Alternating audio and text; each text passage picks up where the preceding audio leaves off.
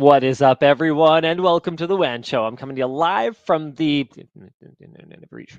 western side of the Pacific, and we've got a great show lined up for you guys today. The big story this week is obviously that Apple is being sued by the U.S. Department of Justice. In other almost equally big news, I was featured in a song from Smosh, and it was gone sexual. Extremely sexual. Yeah. LinkedIn thinks gaming at work is cool and your entire company should compete against other companies, which is exciting and also a terrible idea, which we'll discuss later. And I don't know if you mentioned this or not, but Apex Legends, it was hacked mid-tournament in like a big way that sort of ruined everything. We'll talk about that. I didn't know that hacking works like that. All right, let's go ahead and roll that intro. I can't do it. Luke has to do it. Oh,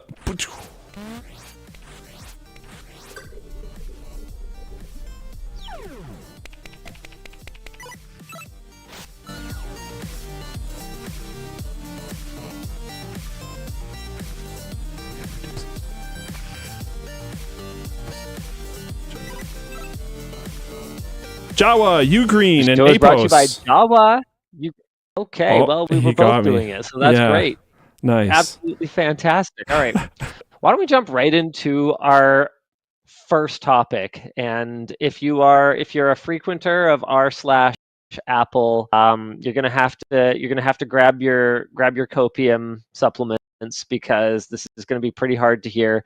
But the reason that I am happy about this news is not that I hate Apple. In fact, those of you who were here for the pre-show on Floatplane and Twitch will have seen that I daily drive AirPods. I actually use Apple products as part of my life, and even pay a lot of money for them. Do you know how you know I pay a lot of money for them? Because they're made by Apple. Oh, yeah, fair enough. And I have...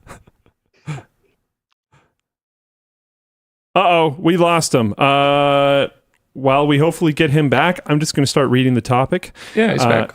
He's back? Should be. Cool. Yeah, he's back. Okay. Do you want to turn the bandwidth down a little bit? Actually, let's have Luke read the topic. Already telling him to do that. I'll be right back. Sounds good. Yesterday, the U.S. Department of Justice, wow, that would be a cool department. The U.S. Department of Justice and attorneys general from more than a dozen states filed a lawsuit against Apple for monopolizing smartphone markets. In the DOJ's most significant antitrust lawsuit since its, amazingly massive case against Microsoft in 1998, in which Microsoft was accused of acting anti-competitively to push Internet Explorer, if any of you even remember that, on users. Epic Games' Fortnite lawsuit only claimed that Apple had a monopoly on the iOS software distribution market. This lawsuit concerns Apple's effects on the smartphone market at large, the whole thing.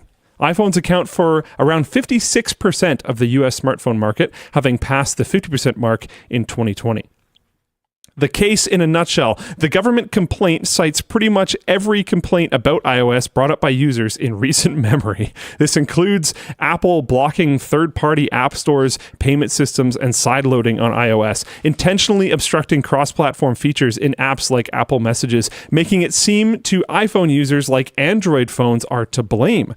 So you should, just buy your mom an iPhone. That quote, a line that the DOJ quotes specifically in its document. You can look up that clip. It's pretty great.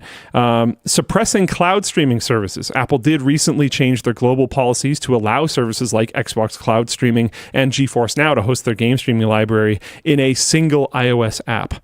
Also, refusing to add Android support to Apple Watch. In response, Apple told 9to5Mac they investigated this possibility for 3 years, concluding it wasn't doable because of technical limitations. Also, forcing third-party... Hold on. Look, I'm going to let you finish, but can I just call... I don't have my bleep button, so I'll have to come up with a creative just manually do it. Name. Oxen manure. On that, there is absolutely no way that a company the size of Apple, with Apple's resources, could not find any meaningful way to get the Apple Watch working. I don't think that people even would have expected feature parity. I mean, as an Android user with AirPods, I understand that I'm a bit of a second-class citizen. There are certain things that, I get, are not necessarily going to work. Like if Apple is using, a special proprietary codec or something like that to enable their spatial nonsense, it's like, okay, yeah, you know what? Maybe I don't get that. But there are certain things. No, this is them degrading the experience because they I shouldn't say malicious, but because they Oh man, arrogance, the word escapes me right now, but basically because they don't respect me enough for not buying enough of their products to put in the work for me. The fact that I can't alter what the long presses of the stems do unless I buy an iPhone and connect it to an iPhone, that's really bad. The fact that I cannot update the firmware in any way without a Bluetooth connection to an iPhone that's just they just obviously hate their users. It's there you go. Thank you, Lightning Man GTS. It's spiteful. There's absolutely no way that they shouldn't be able to update the firmware some other way. They just designed the product in such a way that it just won't work, and they do it on purpose. A part of me is willing to sort of consider a little bit that everyone at Apple probably just, enemas the Kool-Aid all day, every day, and can't even imagine a world where you just wouldn't have an iPhone. So it's not a problem at all.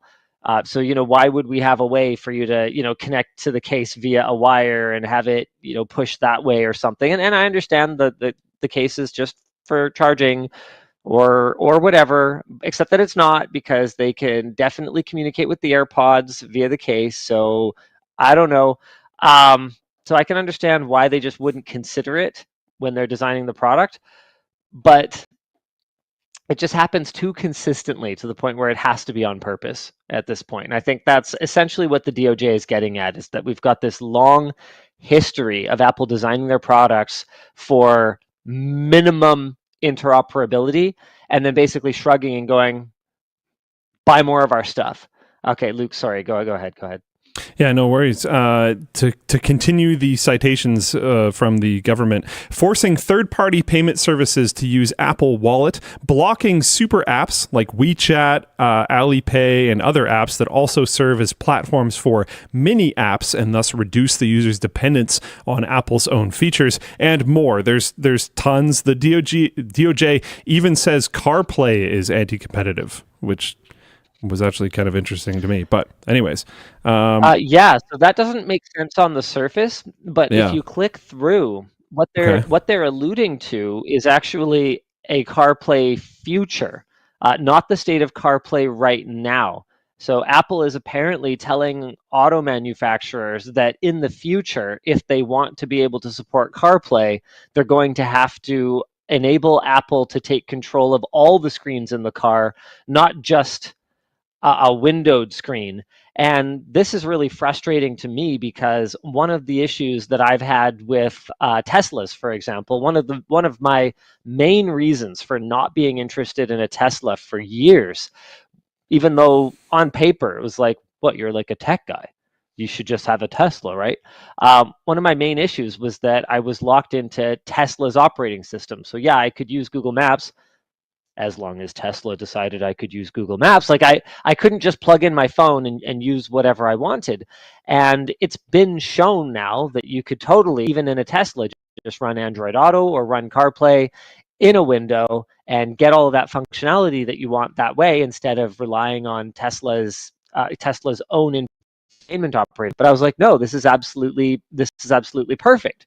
I never have to be at the mercy of the car manufacturer, who and Tesla, you know what, to their credit, has been a lot better than traditional car manufacturers about this, but I still just don't trust car manufacturers to keep their software up to date. Whereas I trust myself to keep buying a new phone every time I need one, which, as it turns out, is not very often.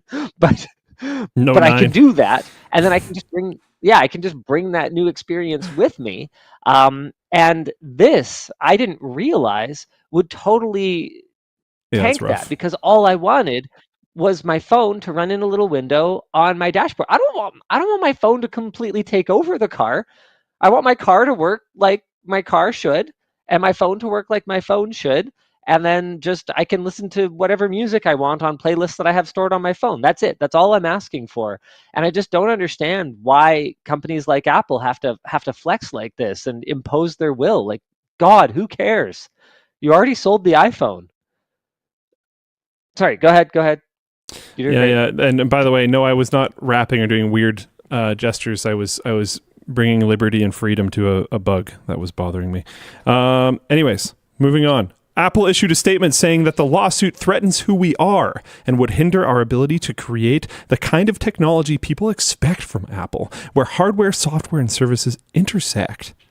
Okay. Many parallels are being drawn. Sorry, I'm going to have to interrupt you again right here, because I actually agree with that. I agree extremely strongly with that. This lawsuit does threaten who definitely they are. Apple is, because Apple are anti-competitive assholes, and this would threaten that in a big way. As for whether it would hinder their ability to create the kind of technology that people expect from Apple, I don't think it would at all. If anything, I think this would open up the kind of technology that Apple creates, which is really great, honestly, a lot of the time. I think it would open up that technology to a wider array of users. So cool, I guess. I'm afraid I just don't see a downside. And the thing is that the arguments that you'll get from, I don't know what to call them, and I realize this is extremely disrespectful, but I'm so sorry, I can't think of another word, but just like the zombies, the kind of argument that you'll get from these zealots that will defend this multi-trillion dollar corporation to the death. Like, it's this bizarre dynamic that I don't understand, like having this kind of parasocial relationship with a logo. The kind of arguments you'll get from them is, I like the closed ecosystem. I like the walled garden. I like everything that's great about having a MacBook and an iPhone and AirPods and a Vision Pro and all the synergies that exist between all these products. You can have that and still not be locked down. Cool. Yeah. Then keep buying them all. I'm not asking for anything to change for you. I'm just asking for a way to update the firmware on the bloody product I bought without buying another product, and to not recognize the level of disrespect that is, to basically say, yeah, you have to come to our store in order to update the firmware on this product if you didn't buy enough of our products. I mean, imagine for a second if to get a Windows update after you bought a Windows computer, okay, you had to go to a Microsoft store and have them install it for you. Imagine it. Like, that's the thing you got to do, is you got to, in any case, whether we're talking Democrat versus Republican, PlayStation versus Xbox, Apple versus whatever, you've got to take whatever that thing is, and then you've got to pretend that someone you hate did it and decide if it would be okay. And if it wouldn't be okay, then it's not okay. It really is. That's a good way to see it, actually. Yeah. That's a good way to frame it. Continuing on, many parallels are being drawn to the Microsoft antitrust case, which was like the last really major one of these they did. It's not the last one they did. It's the last super major one they did, which involved years of arguments, rulings, appeals of those rulings, and eventually a settlement, with Microsoft making a number of concessions. Riley also notes here that I, as in Riley, have also seen analysts claim both that the lawsuit is well-founded and poorly founded. An eventual messy compromise seems likely. Which, yeah, I mean, you're going to have incredible amounts of money going into this from Apple, and a bunch of money from the government. The government doesn't want to lose. So lots of money versus government not wanting to lose. It's going to take a while. It's going to be a big compromise. The way that I see this playing out is the government winning enough that it will be such a huge distraction and such a large sunk cost for Apple by the time this whole thing plays out that they will, at least if Microsoft is anything to go by, they will for 20 years or so chill the math out on the whole anti-competitive business practices thing. Yeah, I mean, hopefully. some of this stuff has been so obvious for so long. I mean, look at the Epic Games versus Apple thing. I don't think that you don't have to like Tim Sweeney. You don't have to like Epic Games. I don't want Epic Games Store on my computers, and I've gotten into it with Tim Sweeney in the past. I wouldn't say that he's my favorite person ever, but I think that, you know, if we were to ignore the personal motivations for this from Tim Sweeney, where he obviously wants to make more money and grow his company, that would be ridiculous. We shouldn't ignore that either. But to disagree with his fundamental points that Apple and these other marketplace holders are engaging in anti-competitive behavior in order to lock in their enormous 30% take of every purchase that takes place on their platforms. To disagree with that, I feel like a demonstration that you don't really understand the behaviors that these companies are engaging in, and that you don't understand what anti-competitive means. Like, yes, it is fine to build a product that has benefits if you use it with first party. I mean, let's take our screwdriver, for example. It works best with our first party shorty bits, but there's a huge designing the product so that it fits 12 bits if you buy first party ones, and so that it had an RFID chip in the bits, and the ratchet stopped functioning if you didn't buy our first party bits. There's a huge difference between designing products that work well together and designing products that punish users for not buying enough and for not playing by our rigid rules. Yeah, it's interesting because you often hear the 30% thing, and it gets compared to Steam, which is intriguing, because there's some stuff there that makes sense and there's some stuff there that doesn't. One is like if it's an in-game thing, it doesn't necessarily have to go through Steam. A lot of companies will do that because for DLC and stuff it's easier, but there are some in-game purchases that don't have to go through Steam. Also, there's a lot of things that Steam could do to be significantly more anti-competitive that they don't do.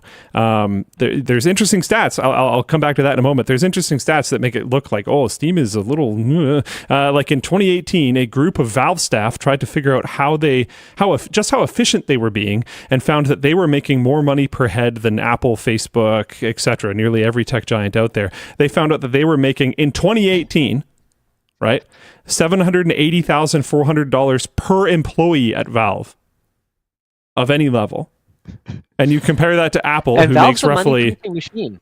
Oh, absolutely. You compare that to Apple, who historically has incredible amounts of money in the bank and just rakes in cash. You compare that to Apple. Apple makes $476,160 per employee, which is like closer to half than anything else. So Valve is doing well at that 30%, but they allow you to sell your game on your own platform if you want. They allow you to sell your game on other platforms. They're not determining, oh, you have to sell your game at least the same price as it is on here. Remember Humble Bundle when they were popping off back in the day? They were giving games out basically for free that you were activating on Steam and using Steam service to download, and Valve was just chill with that. They are not engaging in a lot of these other anti-competitive things. The 30% is a lot. We can talk about that, but that's honestly a different conversation when there's a bunch of different libraries on Steam. Steam even allows you to use games that you have installed from Steam in a different launcher. There's multiple other multi-launcher things. I think even NVIDIA cards these days, you can launch games from their software, as if anyone would want to do that. It's interesting. I have some issues with the 30%, but there's a couple really they're not good as anti-competitive from people here. Hockey R says, I don't hear Linus complaining about Microsoft only letting you play Xbox games on the Xbox. Then you weren't listening, because that was a major point for me for a long time, was Microsoft's lip service that they were paying to gaming on Windows. You know, when they launched Vista, they had this My Games menu. And they kept talking about how much they cared about Windows gaming and the Windows gaming ecosystem. Man, in the Xbox 360 and even to an extent the Xbox One days, I never shut up about how little it made that we would get these releases, these crappy ports way down the line on PC, and that Microsoft's Windows users were treated like second-class citizens when functionally the Xbox was just a computer. Guys, I never shut my mouth about that. The reason you don't hear me complaining about it now is that it's not a problem right now. Games Pass works on Windows and Xbox like nothing. Many games that you buy for the Xbox, I don't think it's all of them yet. I haven't looked into it recently, but I know that there was a big shift that took place about 3 years ago where many games would actually have a dual license. So you could play them on Windows or play them on Xbox. They added keyboard and mouse support to the Xbox. So you can just play your games with a keyboard and mouse, which was a huge problem for me as a PC gamer. I would look at an Xbox version of a game and be like, oh, great, I get this in 2 years where I can use a proper set of peripherals with this shooter game. So a lot of the problems that I've had over the years have been addressed. That's why you don't really see me complaining about it anymore, because believe it or not, I am not just a hater. I don't complain about things for the sake of complaining about them. I complain about them when they're bad and when they're wrong. Then this is one from Jens Woost over in Twitch chat. As an app developer and publisher, I find the 30% tax, both Apple and Google, by the way, no one questions that. Epic sued both of them. On one hand, I find it high, but I also get a lot of services for that. I get a complete store system, including invoicing, payments, management, etc. I also get a review process, which, yes, can be frustrating, but also ensures a quality threshold for the apps being published. Nobody has a problem with that. And I want to make this just crystal clear. Nobody, not me, not the DOJ, not Tim Sweeney, nobody has a problem with that. The problem is not the 30% fee. The problem is not the complete solution with invoicing and all these tools and review and ensuring user safety. None of those are problems. The problem is the lock. The problem is the lock-in. The problem is that if I don't want your invoicing system, if I don't want your payment processing, I am forced out. That's the problem. The problem is that review process so often, I mean, Luke, what is the percentage of times that we had our iOS app blocked over a user safety or user security issue? Quite a few. It's not happening as much anymore, just to be super clear for people watching. This was a major thing, like probably a year and a half to 2 years ago. It was happening all the time, like every other time. No. When it would happen, it might happen multiple times. Luke, for user safety or security? Oh, I think never. Okay. How many times were we blocked for something that was not that? Very often, yeah. Well, my favorite one, this is a little bit off topic. We were blocked? Yeah. You might even be going one, there. Right? I'll let Luke tell the story because I'm laggy. Oh, the Netflix one. No, I was going to talk about, there was one time we got blocked because they said they couldn't log in. And then they sent us a screenshot of someone else's login portal while trying to input our information. There was another time where we got blocked because they said they couldn't log in, and then I looked at, it was our login portal, and I looked at their login, and they just typed it wrong. And I sent back, I was like, why are you typing anything? Like, why are you copy and pasting this? This is crazy. I don't know. What the Netflix one, what was it? Netflix was doing something. Yeah, where we set up our, it was the first thing you see when you launch the app. It just it directed people to create an account on our site or something like that. Yeah, and basically, our team assumed that what we were doing was fine because Netflix, for some reason, had a special arrangement with Apple where they were allowed to direct people to their own portal for subscriptions, and they did not. They outright did not allow people to subscribe through the app because Netflix's entire business model would be unsustainable if they gave Apple 30% of their gross. And so they had their sign up set up in such a way that you were just redirected. I don't know to that Netflix's it still is, website. to be clear. And so we set up. Sorry. I was just speaking to the audience. I was saying I don't know that it still is or not. This was a while ago. Yeah, this was a while back. So we set up thinking, okay, well, that's obviously okay because someone else is doing it. We set up our app to work exactly the same way because, believe it or not, our business model, being a video streaming platform for Floatplane, is equally not sustainable if we're giving 30% of our gross to Apple. We're not selling in-game cosmetics. We are not selling just button mashing games or whatever else. Like we have very significant costs associated with serving this video, and 30% of gross is not sustainable for us, to the point where we will invest cycles into creating our own payment processing and our own subscription plan management and all of that stuff in order to make it sustainable.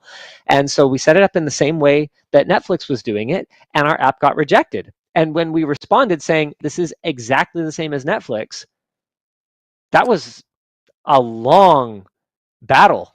Yeah, and right out the gate, they were like, "Yeah, I can't even remember." They did. They said that you can't compare yourself to any other app on the platform. It's not a valid argument.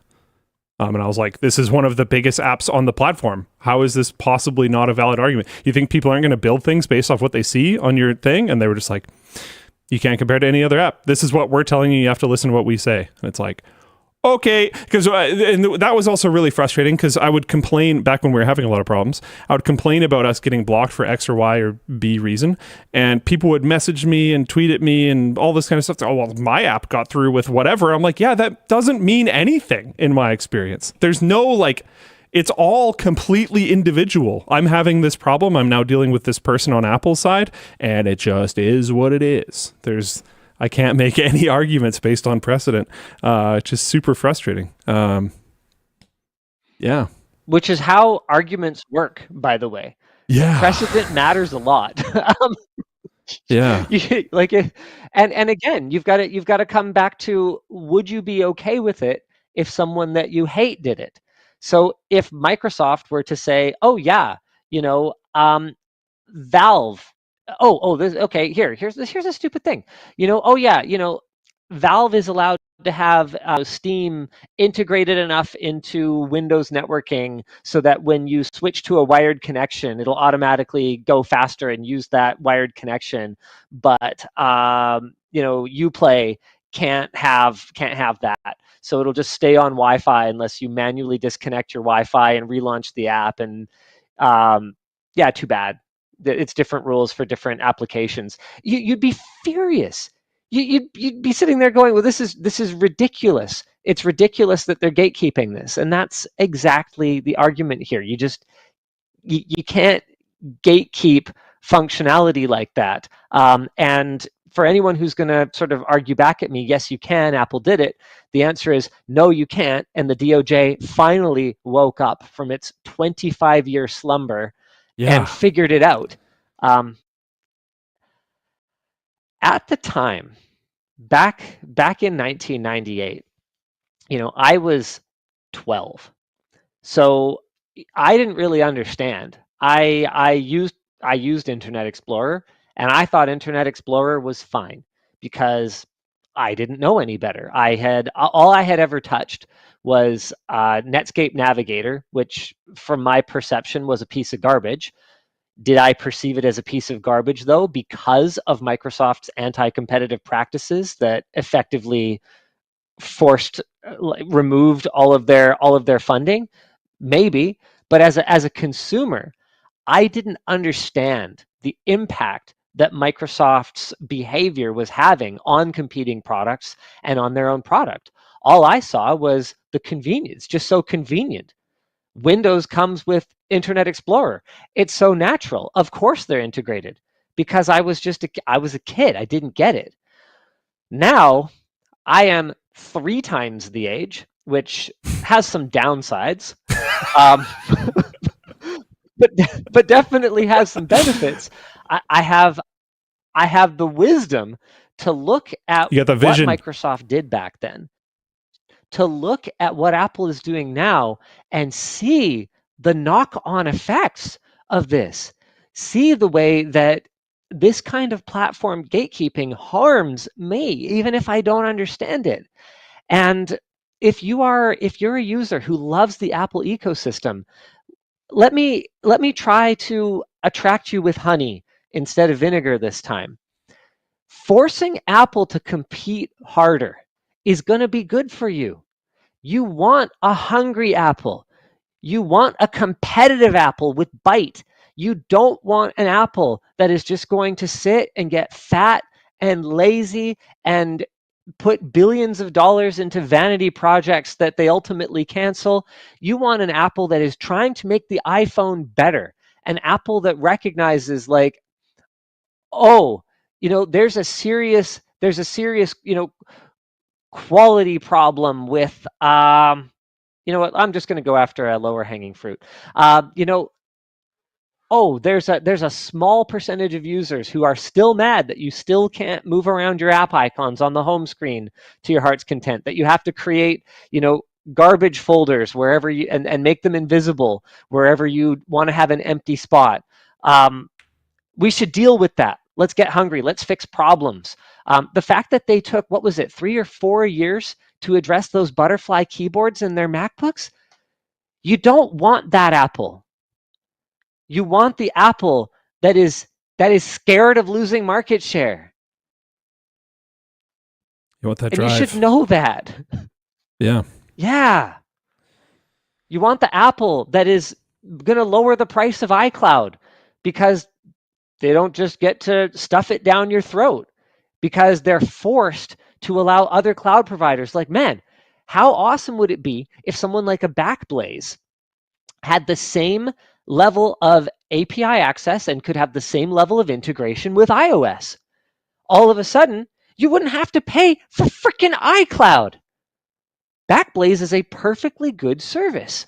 And if Apple was forced to allow it onto their platform, you would benefit, because they would have to compete with iCloud instead of just, has the pricing of iCloud, when's the last time the pricing of iCloud changed? Never mind the pricing. When's the minimum amount that they've provided? When's the last time that changed?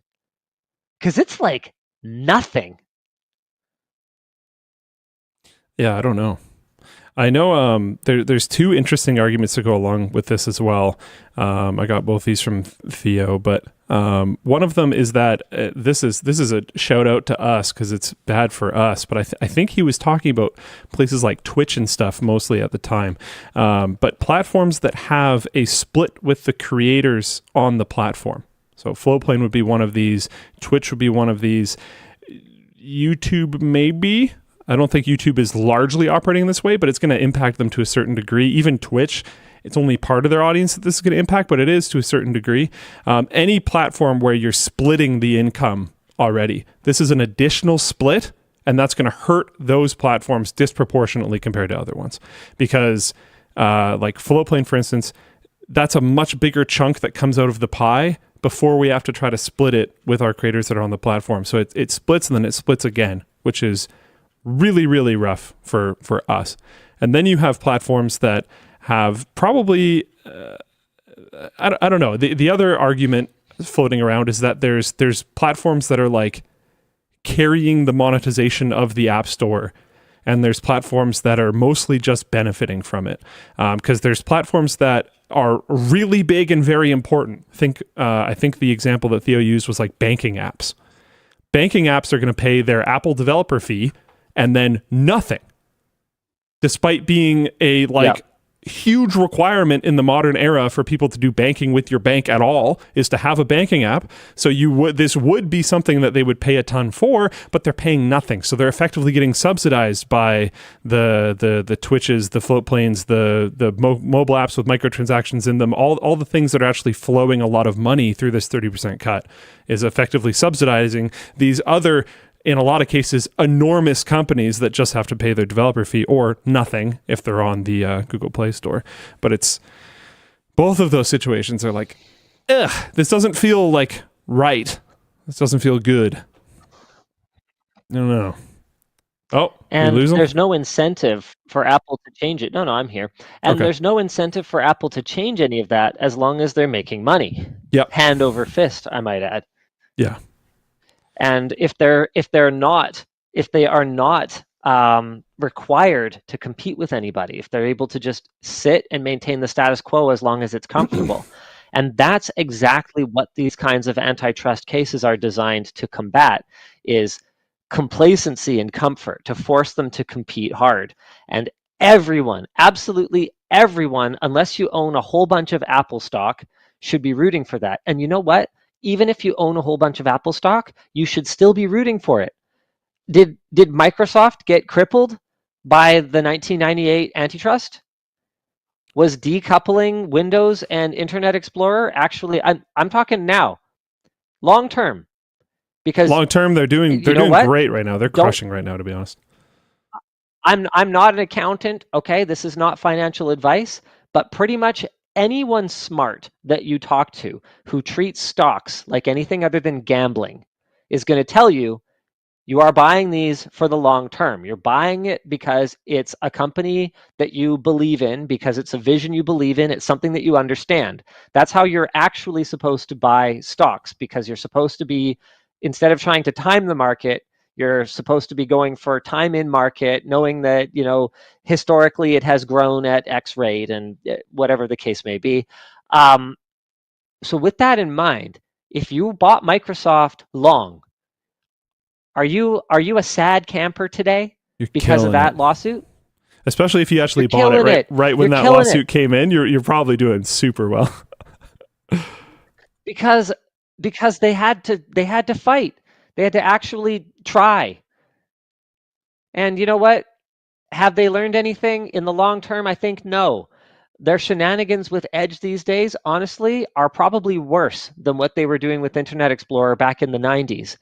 However, with that said, what I hope is that the DOJ wins an enormous settlement here, and we see a bit of a return to good behavior, because man, has Edge ever gotten annoying. I would love to see them go after Microsoft again. Honestly, I would just love to see the DOJ get 10x the staff and see them go after a whole bunch of the just clown show behavior that we've seen around right to repair, around anti-competitive practices, around walled garden ecosystems. I'm just so tired of it. And I'm tired of us accepting it. It's really frustrating. Yeah. Yeah, HP printers. Let's go. Man. I'm kind of wondering, I've been this has been on my radar for a little bit. I don't think they're in a spot right now for it to be a thing, but some of the actions that Microsoft has been taking towards AI stuff has me going like, are you guys releasing the beast again? Like, what's going on here? Are you guys trying to completely control the entire AI space, or no? Because sometimes it's like it get a little close, but they haven't actually done it yet. But I wonder if this is going to feel like a shot across the bow. I don't know. We'll see. I hope so. I hope they're trying to make an example of them. The fact that it's so broad, to me, yeah, they're going after everything. I can see where people are coming from, going like, "Oh, it's messy," but the fact that it's so broad, in my mind, is more of an indication that they are going for damage here. So that I think they know they're not going to win everything. Yeah, but if they just are some hurt. If they're coming in going, okay, full broadside, this is going to hurt. And even if it doesn't hurt that much in terms of the final settlement, this is going to be such a distraction. This is going to be so costly. It's in terms of the opportunity cost, in terms of the time lawyers wasted. I think the message to Apple is play nice, or this is going to be an ongoing problem. You are going to be defending yourself on all fronts. And I hope they stick to it. Yeah. Yeah, with that said, it's an election year, so who knows, right? Yeah, that's true. Priorities change so fast in American politics these days. Well, yeah, you can't even just specify America there, but yeah, agreed. Yeah, it's interesting because most people that I know, because yeah, like you were 12 or whatever, I was like 9, I don't know. When the Microsoft thing happened, most people talking to them about what happened. If you've talked to them about like how that felt back then and what they think about the ramifications of it, et cetera, et cetera, et cetera.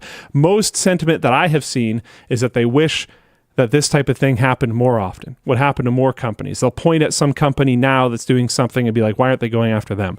So yeah, I think we should Yes. be happy that the people that, if you're American, I guess, are you're paying them to do their job. You should be happy, I guess, that they're doing their job, and hopefully they keep doing it, because and we can all wish anti-competitiveness is bad. we can all wish they should do more of their job. 100%. I'm with you. They should do more of their job. Yeah, But let's take what we can get. yeah, this is good. This is and good. like, yeah, I'm not American, and a lot of you are probably not American. But Apple, being an American company, is most vulnerable on American soil. And Apple's, is it their largest market, or is it China now? But at least one of their biggest markets, it's either one or two, I can't remember. But this being Apple's biggest or second biggest market, anything that Apple has to do for their American customers is very likely to trickle down to everyone else. So it's a very, very good thing for everyone else. Yeah. Jeed Ora over on Twitch says, the lawsuit reads like it was written by someone that was really tech illiterate. They blame Apple for the death of Windows Phone and others instead of those companies making bad moves. And that's a really good point. I haven't read it. It's Probably like is. 95 pages or however many pages it is. I haven't read it, but I've skimmed a little bit of it, and I've looked at some highlights of it that people have been talking about on Reddit that really do emphasize what you're talking about. You're not wrong. There are definitely some areas where it could have been improved by bringing in someone who really understands tech and the history behind some of these things. But again, I get that government competence is not going to be as high as private sector competence. And I understand that the DOJ is going to lose a lot of this. All I can hope for is that they win enough that we see a sizable enough settlement that Apple is sufficiently wrist slapped to change their behavior in at least for at least some temporary amount of time, and that it causes the rest of the industry to kind of wake up and go, whoa, hold on a second. Like, okay, a great example of this was when the FCC went after that Xbox promotion where Twitch streamers weren't disclosing that they were paid to play games on Xbox. This was back around the launch of the Xbox One. It never got followed up as far as I can tell. I don't think we saw, let alone a high-profile case, I don't think we saw a single additional case going after this kind of undisclosed product sponsorship and paid sponsorship. But what I will say is it brought about a significant shift. It didn't clean the industry up completely. There's still companies out there, and there's still many, many, many influencers out there that are doing dirty deals, undisclosed deals. But compared to what it was before then, when it was complete, yeehaw, like just Wild West, I would say that it is markedly improved, even now, even 8 years later, or whatever we're up to, 8 or 9 years later. So I am uncharacteristically optimistic. Is it naive? Maybe. But we saw a big change in Microsoft's behavior for a long time in 1998. We saw a big change in advertiser and influence behavior, at least temporarily, back when the FCC hit Microsoft for that Xbox promotion. And I'm hoping that we, Avon Fox in Floatplane says it's now fashionable to say you disclose. Yeah, it is. And some people don't. Some people fashionably say they disclose, and they disclose sometimes. Some of that is an extremely major shift in viewer sentiment about creators monetizing their stuff. Extremely major. When we first started, any form of monetization, no matter what, you would get very significant hate, and like a lot of it from a lot of people where people are really mad. These days, if you don't monetize your stuff, people are like, what are you doing? You need to make money so you can do this as a career. You need to monetize your stuff. Play those ads on Twitch. Yeah, that's like super common these days. It is completely flipped. So back in the day, disclosing that you had, this is why doing stuff like that is bad. Disclosing that you had some type of agreement back in the day would have got you significant hate and potentially lost you viewers. And these days, disclosing that you have it, people are going to cheer for you and hope that you do better. It has changed so much. Sometimes. It's actually wild. Yeah, so, unless they don't like the company that you have the agreement with. But like in general, it's seen positively. Anyways, moving on. Topic 2, speaking about phones, Windows phones, Apple phones, whatever. Minimal. It's like a Kindle, but it's a phone? Startup Minimal launched a crowdfunding campaign for what they're calling the Minimal Phone earlier this month. While they haven't yet hit production, they have a working prototype for a smartphone with a 3.5-inch monochrome e-ink screen and a physical keyboard. It has 4 gigs of RAM, 128 gigs of storage. The phone's OS is a custom version of Android 13, and the phone has app, Bluetooth, and 5G support. Despite that, its 15 hertz e-ink screen makes it unsuitable for watching videos or playing games. The phone includes an 8-megapixel front camera and a 16-megapixel main camera. Minimal is currently aiming for a $350 price tag. Actually quite interesting. Hey, Luke, do you want to maybe show the people the phone real quick? Can I? Oh, you mean on my screen. I understand. I was like, wait, do I have one here? Yeah, I can't screen share this week. Loading so up. Yeah, I got it. Be on I got share it. Duty. We're working on it. Here we go. Here's their Kickstarter, or Indiegogo page, I guess, not Kickstarter. But yeah, big keyboard, very, very BlackBerry vibes. This looks like some form of text messaging application. I'm not sure what one. And it looks like it would work fine for that. E-ink display, QWERTY keyboard, 300 PPI. I gotta say, Luke, I think it's super cool, but I am not into the physical keyboard. I get why they're doing it. What I've found is that even on a device that has the horsepower to be responsive, typing on a non-responsive screen technology is a big problem. Because it takes so long to give you that visual confirmation, and I'm one of those weirdos who doesn't keep haptics on, so I don't get haptic feedback when I type. I rely on the little. Well, what I find is they're on most devices too laggy, so it's a habit that I fell out of when phones every month. So on some of them, the haptic laggy and so sloppy that it was just yucky. So I would turn off my haptic, and now I'm just used to it. So I kind of rely on the popping up under my fingers, and I rely on my autocomplete really responsive to type quickly. Oh, we're like losing them. Physical I don't think Dan's here though. But your audio is getting really bad, and I think Dan left, so I don't think there's any fixes coming for it. We can hear you, but it's cutting out like half of every word, basically. Oh, cool. Dan returned. Okay, well, with haste. Physical key, not too great anymore.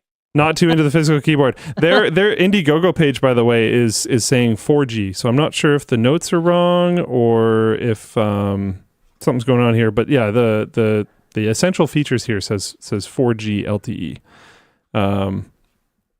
I don't know. I haven't used a physical keyboard attached to a phone in so long that I don't know if I can really say. I feel like I would like it or at least be okay with it, but I wouldn't really know until I actually tried it. I do miss my BlackBerry. Yeah, I don't know. I do you miss very it much. Oh, I don't necessarily miss it. You remember how good it was? No, I'm talking to Dan. Oh. Actually, no, I changed my statement. I missed the BlackBerry's swipe navigation system. That was what I miss. the keyboard I don't care about. What are you saying, Linus? That's you miss fair. it because what? Yeah.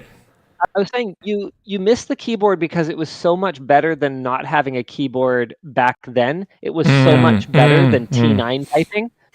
Yeah. But I went back to it for a little bit for a short circuit video. And it's all sitting there going, it's fine as long as absolutely everything you want to type is alpha.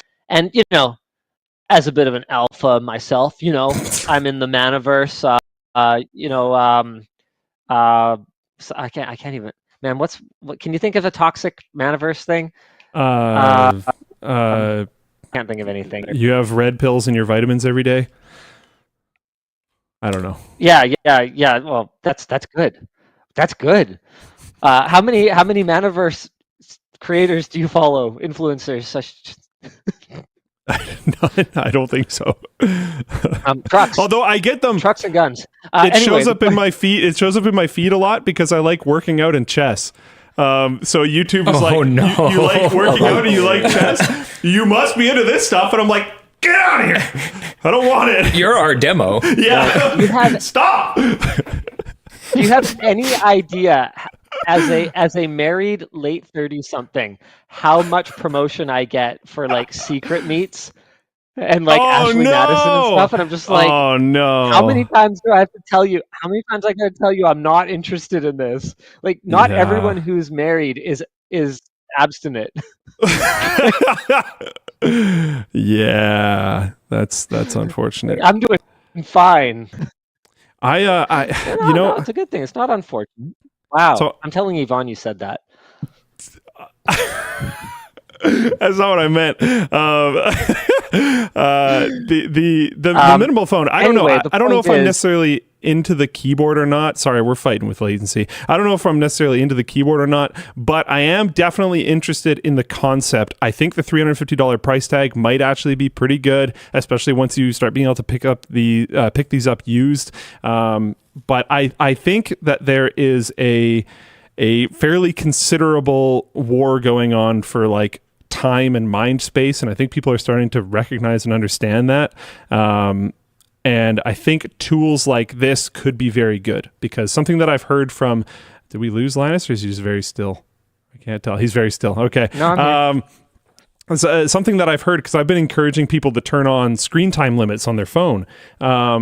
Because like I have like Instagram, for instance, my brother, my buddy Darius, and my girlfriend will send me Instagram things every once in a while, so I check their shared things on there.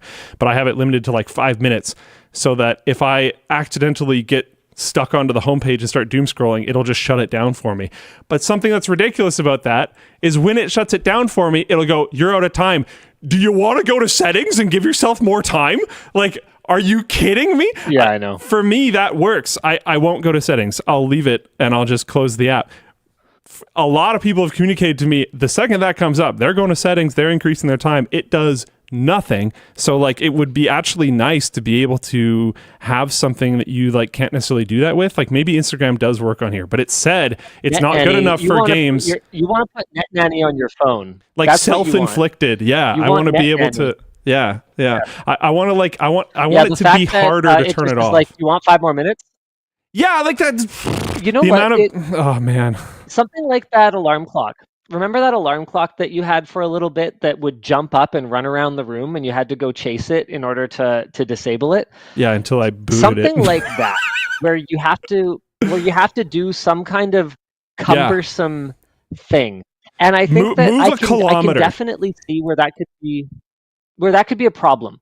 Like, that could be a problem if for some reason you were to set your phone app to be time limited and you needed to place an emergency call or something like that. Like, I can see from a safety standpoint where there could be a situation where this is a problem. But I also think that for certain classes of apps, I agree with you 100% that there should be hardcore mode. There should be like you said, get your heart rate above 120 for 15 minutes, and you can have your Instagram back for. I would love that. I would prefer that over my 5-minute thing, because then if I want it, if I'm like, oh man, it would be cool too if it only bought you a little bit more time. Okay, Luke, tell me this. I love this. Tell me this. Wait. Tell me this. Would you buy a product? Oh man, we are going way off topic here.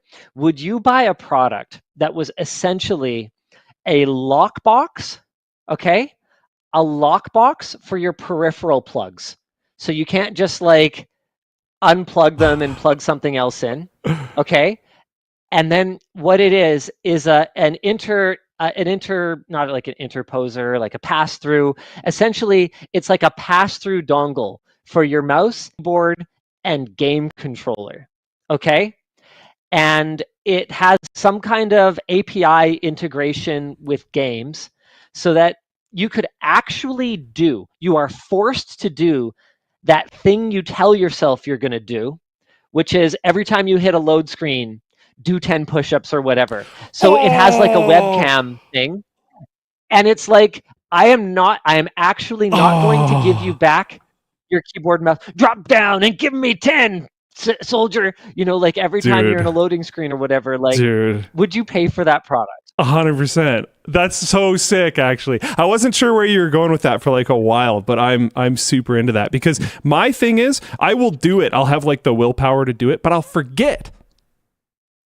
It won't be that I'm like, oh, I just really don't want to, so I'm not going to. I'll just, I'm playing a game. I'm more focused on like that. I'm really annoyed that guy just killed me or whatever, and I forget this plan that I had. So I'll do it like a few times, and then I'll forget. Yep. So if this thing is gonna jump in and be like, no, like you just died, or you just hit a loading screen, like you said, or whatever else, like whatever event that you planned out happened, now you have to go do that thing. Sit-ups or push-ups or whatever it is. That would be awesome. That'd be so sweet. I think everyone knows what's good for them, and everyone has willpower sometimes. So the really critical, I don't know what to call it. Is it a peripheral? Is it a system? Whatever it is, the really integral element is locking down your system so that you can't just plug in another set of peripherals, so that your peripherals are stuck, connected through the translation dongle, so that the removal of it is extremely inconvenient. So kind of like the app time limit, where you can where you have to like do something in order to overcome it. There needs to be like an accountability buddy, someone else to enter a password for you. It's one of those things where you could set it up. You could set that up one time while you've got the willpower, right? But it's all about not giving you an easy out. Like, obviously, if you need to just use your computer and your arms are tired at some point and you've got a book report due, right? Like, obviously, that's a different situation. And your accountability buddy, I'm sure, would be happy to unlock your system for you. Accountability buddy. But in every other situation, if you're just gaming... Oh, I ripped it off South Park. That's not my word. Oh, okay, all right. But if I'm just gaming or whatever, there should be no convenient way to keep going. And honestly, if the outcome is that you just kind of go, screw it, I don't need to game that badly anymore, I'm gonna go touch grass, you know what? That's pretty good too. I don't see a problem with that. Linus just came up with the next hot accessory for streamers. Honestly, a lot of the big streamers would be into it, and I think a lot of them super wouldn't. Oh yeah. Like based on the physique, I could definitely see, like, man, some of those guys are shredded. I'm sitting here going, do you do anything but sit at your computer or sit in the gym? That sounds like a pretty great I don't see how you have time for anything else. Into that. That is my goal most of the time, to be completely honest. Lifting and clicking on heads. That's the life you want, buddy. Yeah. I'm trying to find mine. I always creatine and G Fuel. I don't need no protein shake. I subsist on salt. Soylent. Oh yeah, you gotta get that Soylent. Yeah. Okay, yeah. Here we go. I found it. So like my limits right now is I have 5 minutes on Instagram. I have 5 minutes on X, and I have 10 minutes on YouTube. And my thing is like, it might not sound super long for each one of those. If you combine that, that's a significant amount of time to just be staring at my screen. Like doing nothing of value, to be completely honest. Because if I'm watching YouTube on my phone, for example, I'm not going to be watching something of significant value. I'm going to be like on the toilet watching a short or something. And then if that ends, I don't want to start doom scrolling. So like it should lock it, and then it's over, and then that's fine. And my average, since I started doing this, my average screen time per day total has been steadily going down, which is good. I'd be interested to see them implement a per domain limit in Chrome, because I don't necessarily want to not be able to use Chrome. But like, for example, I don't use the Reddit app. But if I'm just like, I don't want to be on Reddit more than 10 minutes a day, I'd love to be able to set it so that domain just won't refresh anymore. That's really cool. I like that. I don't think that's a feature, but that's really cool. I do use the Reddit app. That being a feature right now. And I think I have mine locked down. It's just not showing because I haven't opened Reddit in a while. But I have a timer on that one too. I just try to stay away from Reddit a little bit these days. But yeah, I've anything that I'm like opening, if I notice, like my by an incredible amount, my most used app is YouTube Music, which is fine. And then it's like Teams and Slack and stuff. Like that has been a pretty big improvement. Like this, let's see. Yeah, screen time, YouTube Music for 2.5 hours. That doesn't actually seem believable. I bet you my screen was locked, but whatever. Maybe it got bumped and it was open or something. But yeah, screen time is going down, which is good. I think it's like, it's actually wild how negative it is for you. So buying something like Minimal Phone, or if some other product comes out similar to what Linus is talking about, and using it to honestly better your life, I think is like super valuable. Just doom scrolling. Like there's a reason why using the web back in the day used to be called surfing the web, and why using the web these days is often referred to as doom scrolling. Like it used to be a bit different than it is now. And the thing that it is now is honestly very competitive for your brain space. And I think you should do active things in order to like wrangle control of your brain back, because there's billions and billions and billions of dollars. Show right now, right? Not necessarily, but I think you should be conscious about what you're doing. Limit on YouTube. Well, you could do it on your computer. A lot of it's like being on the phone. Yeah, that too. Done. Easy. A lot of it, in my opinion, is just literally specifically being on the phone, because the posture of it, what you end up physically doing, not very good, etc. But I am so unhappy with like my typical like neck posture. Oh yeah, and it's one of those things where like I try to be aware of it a bit, but it's like it's hard. Try using your phone like this. Yeah, like no one does this. Nobody's doing this. Like you watch people walk around, no one's walking around like this. Like everyone's walking around down like this. It's bad. Yep. It's not good. Okay. There's this whole thing about the rest of the show. Also, I'll try. Loving how well this lines up right now. In spite of my head being super tiny. It is pretty good. There's this whole thing about like it's not necessarily so much posture itself, although posture might be more aesthetic. But if you think about the simple idea of weight being supported by bone, I think is exactly how it's said. Weight being supported by bone instead of weight being supported by muscle. If you're curled like this, your muscle's trying to hold yourself together. And if you're straight up, your bone is just sitting on itself. It's way better for you. A lot better for you. There we go. Do you want to explain merch messages? Oh, right. Yes. Merch messages are the way to interact with the show. Don't buy a Twitch bit. Don't buy a super chat. Merch messages are the way to go. All you got to do is head to lttstore.com, where we've got a few updates for you guys. And when you're in the cart, there'll be a little box anytime we're live, and you can leave a merch message. It'll go to producer Dan, who I would normally... hey, Luke's going to do it. No, he's not. What I am saw I his doing? hand reach for what I thought was a stream deck. It actually controls you. There's Linus. Wait for something. Okay, whatever. Okay, fine. Well, it'll go to producer Dan, who will curate your message for me and Luke to talk about, or reply to it himself, or just pop it up on the bottom of the screen so that you guys can see a little shout out for your mom, or a proposal for your loved ones, or whatever the case may be. We have actually had people propose on WAN Show before, which I think is pretty funny. Anyway, the point is, we will try our best to respond to your merch message in some way. Last week was an example of a week where we did not get to all of them because there was like 1,000 or something.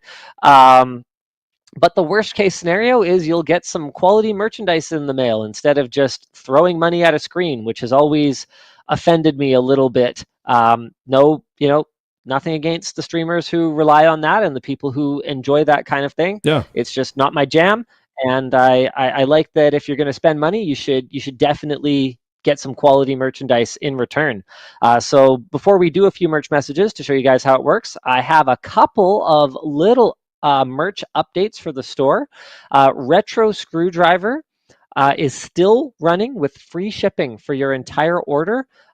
We had a couple people ask us. Yes, this temporary deal, which ends March 29th, is applicable to international orders. So if you haven't picked up a screwdriver yet, the time to do it is now. Pick up the retro screwdriver. Luke, do you want to pull that up on the screen? Yeah, sure. Pick up the retro colorway of the screwdriver.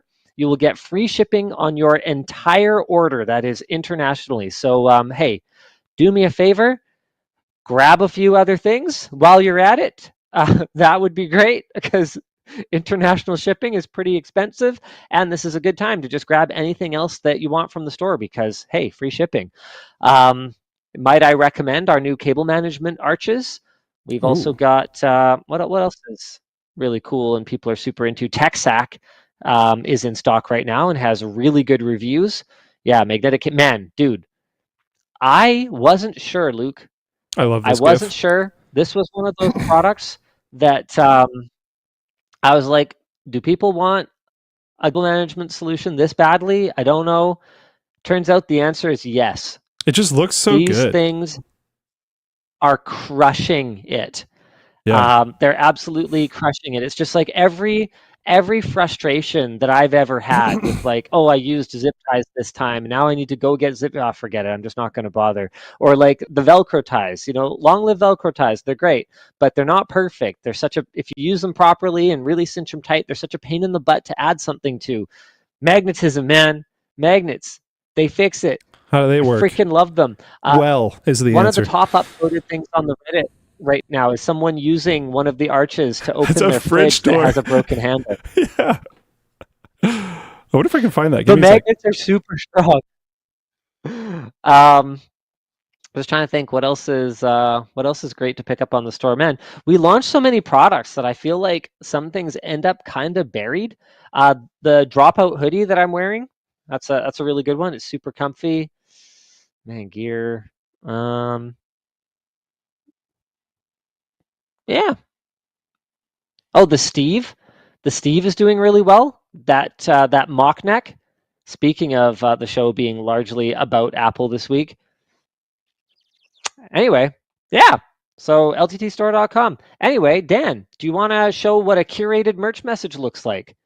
Sure. Hold on. We're looking at the fridge door. He just used the normal magnets. Now he's using ours. Nice. We'll watch it again. It's only 11 seconds. So he's got a stack of magnets, which then being in a stack can help. 2 stacks, actually. 2 stacks. Oh. I didn't even notice. Yeah, he's got 2 stacks. And then just, one handle. They also sell a bigger size if you want to be able to get more fingers in there. All right. Anyways, curated merch message. That was unintentional. I'm very sorry. I'm not a very good shill. I'm not sorry. I am sorry. I'm blushing. You have always recommended DRAM SSDs, but unfortunately, most SSDs only have SLC cache. Has your opinion on DRAMless SSDs changed much? Sometimes you guys use them in your builds, like Sabrent rockets. So it's one of those things where I feel like, and you know what? Unfortunately, I don't have a rational basis for this, and sometimes things do be like that, though. I feel like DRAMless is still the way that I would go if I could afford the extra in a particular budget for my build. And the reason for that is that it does put a little bit less stress on the NAND in the long term. Is this going to be a problem within the reasonable life expectancy of an SSD? Probably not. Using the NAND flash as an SLC cache to accelerate the drive, or using system memory. So many SSDs these days support using a little bit of system memory to make up for the function of a dedicated DRAM cache on your SSD, and that, aside from the small performance hit, is not problematic at all. Relying on the NAND itself to accelerate the SSD can cause a little bit of extra wear. Even then, is that going to be a problem in the long term? Probably not. I think that in the early days of SSDs, especially when we were still using SLC or 2-bit per cell MLC, there was a lot of hand-wringing and stress about how our SSDs had a finite number of write cycles and they were only going to last for a little while, and they basically had a countdown timer. They had a ticking clock on them, and we stressed a lot about it, and some of that was valid, especially for like an enterprise application where these things are going to be overwritten, multiple times per day. But for the average user, I mean, think about it. How often are you actually overwriting that SSD? And if it can support hundreds, or in some cases thousands of cycles of being overwritten, is that really ever going to be a problem? Yeah, so it's not rational, but I would still take a DRAM cache SSD over a DRAMless SSD, assuming that they're at the same price. I don't know that I would, but with that said, if I were to buy a system, so let's say I picked up an ROG Ally or a Steam Deck or a laptop and it had a DRAMless SSD in it, am I going to notice? Am I going to bother to replace it? No.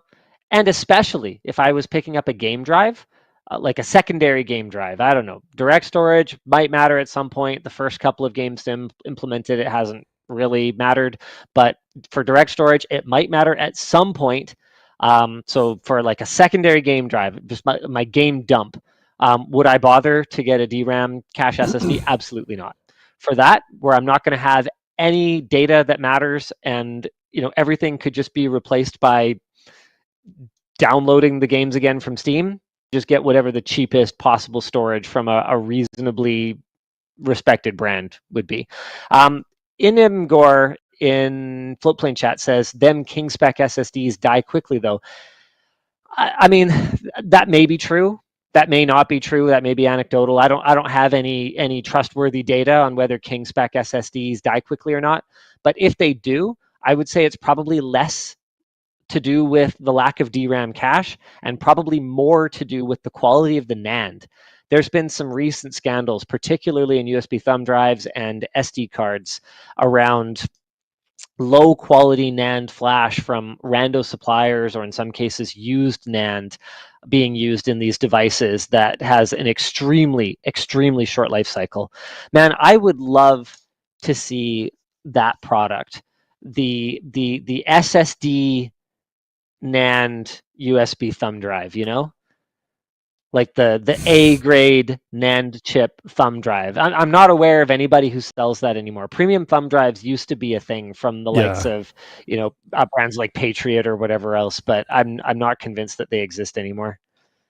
Apparently they exist. Okay, does anyone have an example? Who makes that these days? Build it yourself with an M.2. I mean, yes, that is what I do. Apparently Corsair has one. SanDisk and Samsung have them. But which one specifically, guys? Because don't tell me that every Samsung one is good quality NAND. There's no way. Give me a specific model. Let's see. Samsung Bar Plus, someone says. I've never heard of a Samsung Bar Plus. Me neither. And apparently neither have you. You have no idea what you're talking about. Apparently the SanDisk 1 terabyte Extreme Pro. Oh my God. Okay, I have to go Bar back Plus to this is a thing. result. Unfortunately, Bar Plus I can't exists. screen share with you guys right now. Oh, I can find it. I it definitely brought up a bunch it. of Samsung sound bars. No, I found Bar Pluses for sure. How did you not find I it? believe Maybe you. you're on that Japan Google. I'm trying to find My the right Google one, and then results I'm are going to pretty screen share useless it. right now. Yeah, you can force yourself Hold on, onto like can I Canadian screen Google. share with you guys? No, I don't think so. I got this though. No, sir. Samsung Bar Plus 3.1 flash drive, 256 gigs. Speed in style. Move files in a flash. Rugged refinement. I'm not seeing like Oh, stats. look It says I can screen share. Look at that. I totally didn't even know that was a thing. Now, how do I make this? Do you make it big? You need a How do different I make scene. this big? Oh, no, it's fine. It's fine. Hold on. No, I'll just show you. Okay? So everything you're looking at right here is a sponsored Amazon result. It's really You're small. looking at right here. You're that's highlighting. fine. I'm highlighting it. I see. Everything you're looking at right here is a sponsored result. Everything you're looking at here is the same Amazon result, but not sponsored. Wow. And then this is people also ask. Wow. That is about fold at 100% scaling, and I believe this is a 1440p display. Unbelievable. I have to go here to find, oh wait, is that this result? No, this is a different WD page. This may be the actual result, right under the fold. So you can tell they totally knew. They 100% knew what I actually wanted. They just put it below the fold, below all their sponsored crap. Anyway, okay, I'm going to stop screen sharing now if I can figure out how to do that. Oh, I'm screen sharing. Right. Someone suggested that I use Kagi. I'd never heard of it. Apparently, it's a premium, like pay to access. I think I'm not sure. Okay, Search engine, so this no is a ads. portable SSD. This is not what I was. This is not really a thumb drive. I wanted something in that thumb drive form factor that is Bar just Plus? using higher quality NAND, like an SSD. The Bar Plus? Is that what the Bar Plus is? It doesn't look very big. Okay, I'm going to try searching for it again. Oh my God, karaoke. I have 100% Bar Plus had normal karaoke. flash drives that are physically bigger than this. 100%, multiple of them. Oh yeah, this one looks fine. Okay, so the Bar Yeah. Plus is a trustworthy drive to store your valuable data. Okay, so it looks like this is the one. This is the thing I want. Yeah, comes Backed with a by nice little 5-year lanyard thing on it. warranty. Boom, that's a lot of time.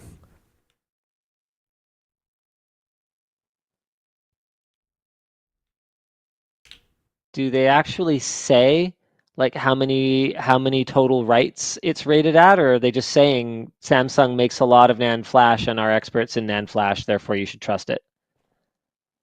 Because I don't actually see anything that indicates Yeah, I exactly don't- what NAND chips are in this thing. I'm not sure. I can't find that either.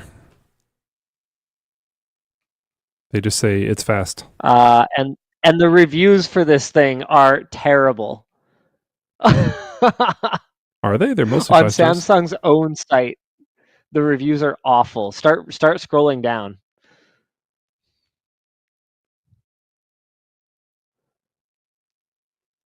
Yeah. One and done. Stopped working after 2 months. Far from announced speeds. Poor write speeds. Protected registration. Fast read speeds. Poor write speeds. Only lasted 7 months. Those are the first 8 reviews when I scroll down. Oh, you are on a different page than me. Mine is like I'm on the US page. Overall 4.5. I'm on the Canada page, I guess. My top Yeah, ones mine's are 4.2 and has a lot of negative ones.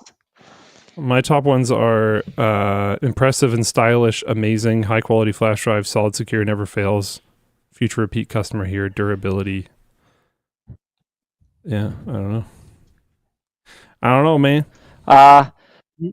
Napalm in Twitch chat, in typical Twitch manner, has apparently put their life savings into Intel. Thanks for the info. Guys, I made it very clear that's not financial advice. I don't want you to do that. Please don't do that. Yeah, don't do that. Thank you. Bye. Apparently, the Bar Plus had some issues for a while with sizes below 128 gigs. So those might be old. Okay, which Not makes sure. sense. Or it might be that they're not using super, super great quality NAND, and in lower capacities, those low overall writes are revealing themselves a lot faster. I wanna. Okay, I'm gonna screen share for a sec. I don't know how well you can see this, Linus, but they show like the Bar Plus deployed in a few different scenarios. It's on this guy's like wrist bead thingy. Like, okay, that looks pretty cool. It's probably really annoying having it whack into your hand all the time. And then, okay, it's just plugged into a laptop. That's fine. And then the weirdest spot to permanently have a flash drive Really? like, ever. Really? Just attached to the pull tab of the side pocket of your backpack. Have you seen the one that's in the back of a So shovel? basically, you're telling Wait, me what? you're telling me you want to see an even dumber over-engineered pull tab on the LTT backpack going forward. They're Oh, now. the pull tab is the flash drive. Yes. Yeah, you see this? Do And a it. carabiner. It's a carabiner Yes. with a flash drive in it. Carabiner and flash drive. There we go. Yes. You listening, Tynan? Time to redesign. Tynan is screaming. And Back to square one. I can hear him. I can And to be clear, guys, when I was talking about Intel, I was talking like very long term. I was talking like multi-year outlook. So please, none of it is financial advice. I was just saying I like their trajectory competing with TSMC and geopolitical tensions around TSMC and Intel being a place to fab things. That's all I was saying. I was saying I like Gelsinger's vision. Okay, that's all I'm saying. Yeah. You like this stock? Damn it, you guys. He just likes the stock. There you go. I just like the stock. Not financial advice for the love CNN of God. time. Yeah, let's go. I do. That's... Maybe we should move on to some more topics. How about that, guys? Let's do yeah. that. Oh wait, have we done it? No, we still need to do a merch message. Sure. Okay, we can do another one. Hi, DLL and future me. My question is, what do you guys think about non-major brand GPUs? I've had an Anno 3D 3090 for a year now with no issues, but I heard it's not the case with Chinese brands. Anno 3D is huge. I forget who. Yeah, Anno 3D is PC partner. So Anno 3D is a flippin' enormous AIB. So they own Zotac, InnoVision or Inno 3D. They own, hold on, Consumer Electronics. They're like a huge OEM gaming. Here we go. Man, they do digital signage, logistics, casino industry stuff. Yeah, you own a major brand GPU.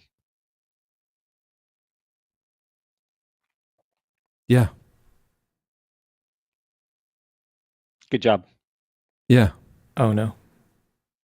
New topic now? Sure. We get to game at work. Yeah, sure. Everyone on the planet gets to game at work now. LinkedIn has confirmed that they will be introducing gaming features and that they are currently working on 3 games called Queens, Inference, and Cross Climb. It's unclear if LinkedIn's parent company, Microsoft, will be involved in any way other than owning the whole company. But it appears that these games will be puzzle games like Wordle or Sudoku. Researcher Nima Auji says that the code for the new features contains a leaderboard that ranks companies by their employees' in-game scores. According to a LinkedIn spokesperson, the games are intended to unlock a bit of fun, deepen relationships, and hopefully spark the opportunity for conversations, which means everyone gets to game at work now.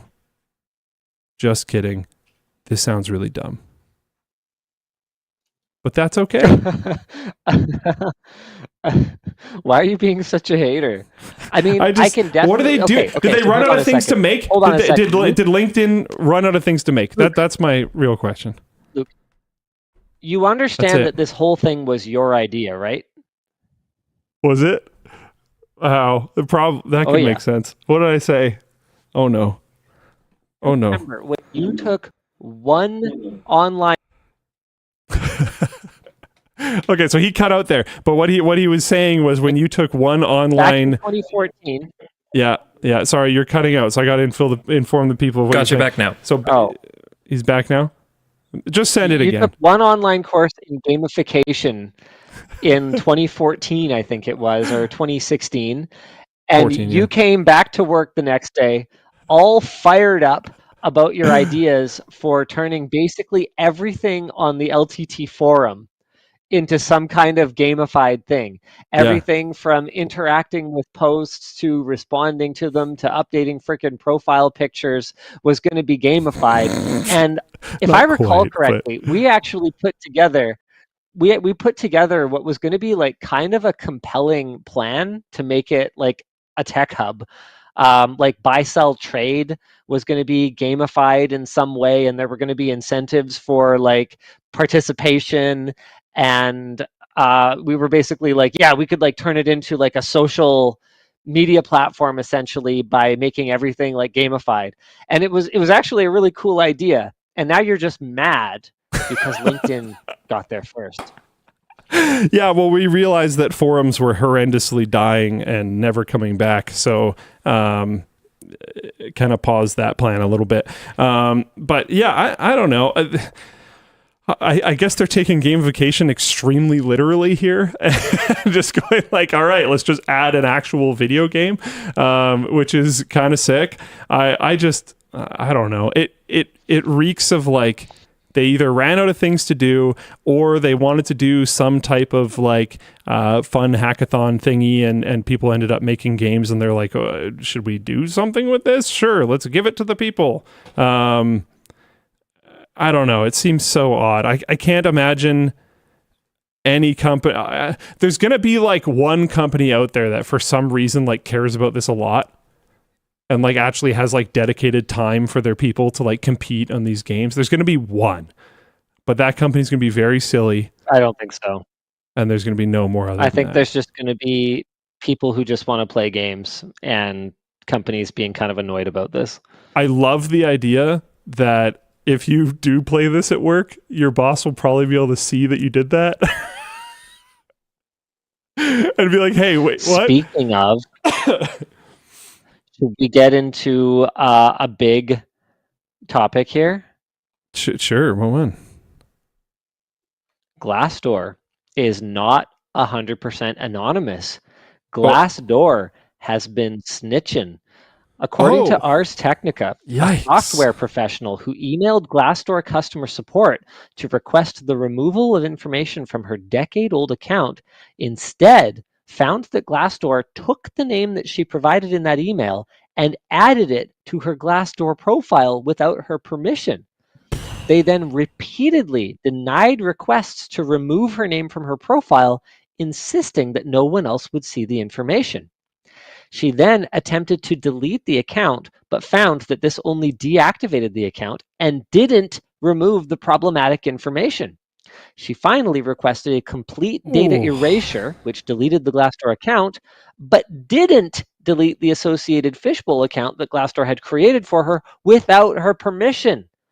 Glassdoor acquired professional networking site Fishbowl, this is the first I'm hearing of it, in 2021 and began integrating the two sites last July, including automatically signing up Glassdoor users for Fishbowl accounts. I don't think that's okay. Like, as genuinely. Fishbowl requires user verification, Glassdoor has begun requiring more information and has changed its terms of service to include language that says that they may update your profile with information we obtain from third parties. Some users have reported details, like the name of their employer or home city, being changed without permission or without a notification. That new information was sometimes seriously inaccurate, like a worker in California being listed as living in England. Glassdoor claims that they vigorously defend their users' right to anonymous free speech in court. So our discussion question is, does insisting on collecting this information undermine Glassdoor's mission? And what is the risk of keeping it? And I think these are fairly self-explanatory. Yes, collecting this information does undermine Glassdoor's mission. Can we improve and the that? risk of keeping it is potentially outing, whether it's accidental or whether it's on purpose, potentially outing anonymous whistleblowers that rely on platforms like Glassdoor in order to speak out against their employers. By the way, you're coming through. We were able to understand all that, but you are like very low quality roboting. Oh, is it fixed now? I will shut up for a bit. No, yeah, you're roboting really heavy. That's a rough one. I will warn people as well that if you're not at a really big company, it can be pretty obvious who you are when you leave a Glassdoor. So just keep that in mind. The whole idea of this is that it's supposed to be super anonymous.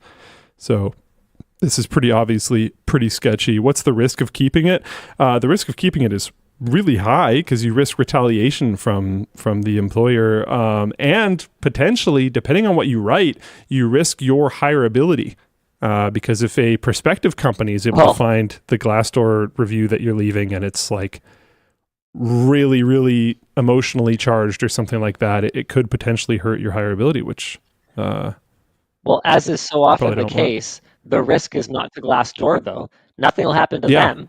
Yep. The risk is just to their users that had no say in any of this, Yeah. which is extremely frustrating. Yeah, definitely. Absolutely. Something that isn't super frustrating is Steam Families launching in beta. Valve has launched Steam Families on the Steam beta client, which is in quote. Oh, we should do sponsors. The card is not there. We listen to the cards. We should do sponsors. Oh, okay. All right. Do you want me to do it? Because you sound like Robot Man? Yeah, that would be good. Okay, got it. Let me know when you're ready, Dan. Wow, so respectful. Normally I never get asked. I'm always ready, man. Come on, let's go. All right, Jawa. Oh, he is. Wow, okay, that was fast. Have you had a terrible experience buying or selling a used GPU on Facebook Marketplace? Save yourself from all those no-shows and low-ball offers with Jawa, our sponsor. They're a marketplace for gamers by gamers, and they make selling your old graphics card pretty simple. If you want to get rid of your GPUs immediately, Jawa can buy them from you in a couple of clicks. You just follow the steps on their site and get an instant quote and a free shipping label. Most sellers will get paid within 1 business day after Jawa receives the part. You can also easily list and sell your old computer or other components. Plus, they have a ton of experienced and verified builders offering rigs at prices far lower than buying pre-built straight from larger manufacturers. Jawa has a community of over 8,000 members on Discord offering advice on buying, selling, and troubleshooting. Go check them out at the link below, sell your old graphics card, and help offset the cost of your new upgrades.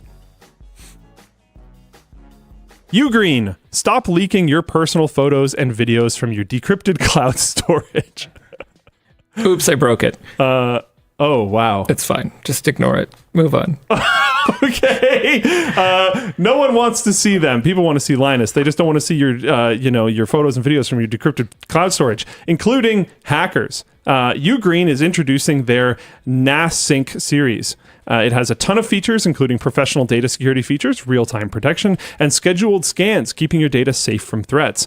Check out their DXP 4800 Plus, powered by a 12th gen 5-core Intel processor. It delivers fast processing for smooth operation. With its 10 gig network port, enjoy fast download speeds of up to 1,250 megabits per second. That's one way to say that, when equipped with an SSD. No more awkward moments when you're trying to show your grandma photos, and it's just too slow, even for her. It's equipped with an 8GB DDR5 memory, expandable up to 64 gigs. With the NAS app, you can stream movies, access photos, transfer and manage files easily. Plus, the integrated AI Smart Assistant lets you search pictures by text.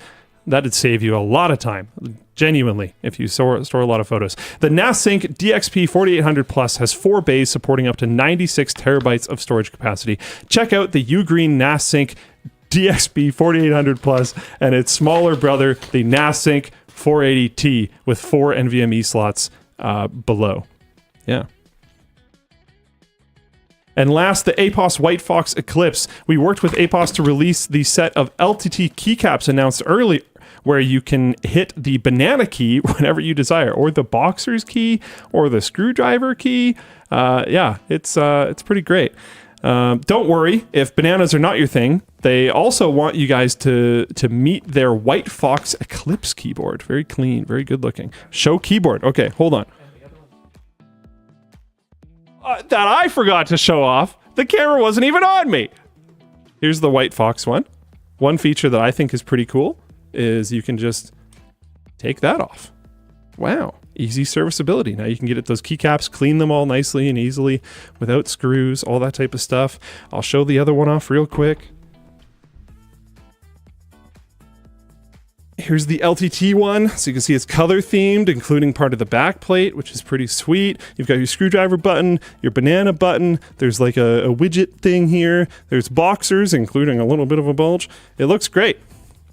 Feels great. Good switches. It's a normal sized bulge.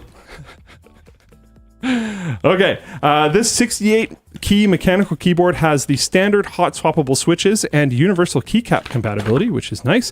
But what makes it special is its carefully crafted parts, such as a flexible PCB with pour-on switch foam and vibration isolating edge gaskets. It can be used wired or wirelessly via Bluetooth and is designed to sound and look great. It sounds amazing. It sounds very good. I don't know if this will come through. Should I put it out to Mike? Yep.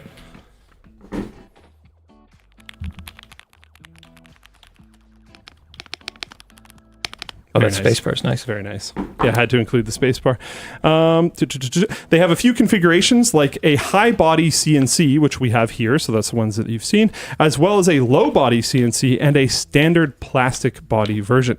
So check it out using the link below and use code LMG Eclipse for 10% off your purchase. And if you bundle the keyboard, up with the LTT keycaps, you can save even more, and that link will be down there as well. Cool. Sorry, that was a lot all at the same time. Working on that for you, Linus.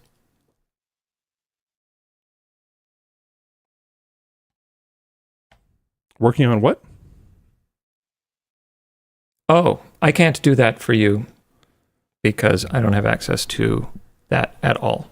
I don't think I can hear him, by the way. You should be able to hear him. Oh, there we go. Everything's good. Everything's fine. I love it. You might have to ask your Good job, wife. Luke. Nice. Thanks. Oh, no. That is not easy right now. Luke will have to do it for you then. I don't have access to any of those. I couldn't hear him. What's happening? Oh, he was texting me. I can't access the merch messages dashboard because my work account doesn't have access for some reason that is because of Luke. That I think that's Yvonne's fault, actually. And so now the workaround is I have to log into some account that I don't have the 2FA for to get access to a code for another account that in order to get its 2FA in order to so you can see where this is going. I can't access the dashboard. Do you need it? I mean, it'd be nice to be able to access the dashboard. You don't need it. Also, you could have prepared for Oh this. my god. I don't think this is my fault. Just because we have security features. Just have access. I don't think so. Yeah, well, okay. Actually, your work account is supposed to have access. I think it does. I think you're wrong. I think you're wrong, he says. Use Microsoft, not Google. Use Microsoft. Oh.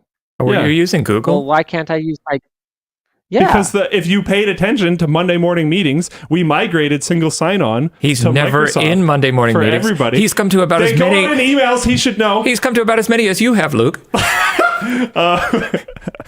him. I have my own Monday morning meetings. Okay. Yeah. Well, where's our email blast for your Monday morning meetings? You don't need to know. I want to know what you're doing with your full stack systems. How is Kubernetes going? I don't know. Well, I'm doing a State of the Union next Monday, so you'll find out some stuff then. Apparently, it's the anniversary of the hack right now. Yeah, that's kind of cool. Is it really? I wish we were back there again. Crap, has it been a year? I wish we were doing it again, dude. I'm working tomorrow. I could just stay here all night. I'm down. I could work out and click on heads. I want this life. That's all I need. This life. That's all I need to be a happy boy. That's all I need. If it's like, oh, I'm sad, it's like, what have I not done in a while? Is it either working out or is it clicking on heads? There's probably one of them, and if I do that thing, I'll probably no longer be sad anymore. It's usually how it works. Mm-hmm. Yep. We've lost Linus. Yeah, he's gone. I can do another topic. No, I'm here. He's not gone. He's trying to get 2FA for his Microsoft account now. That's what I bet you. That's what he's doing. Yep. Request denied. I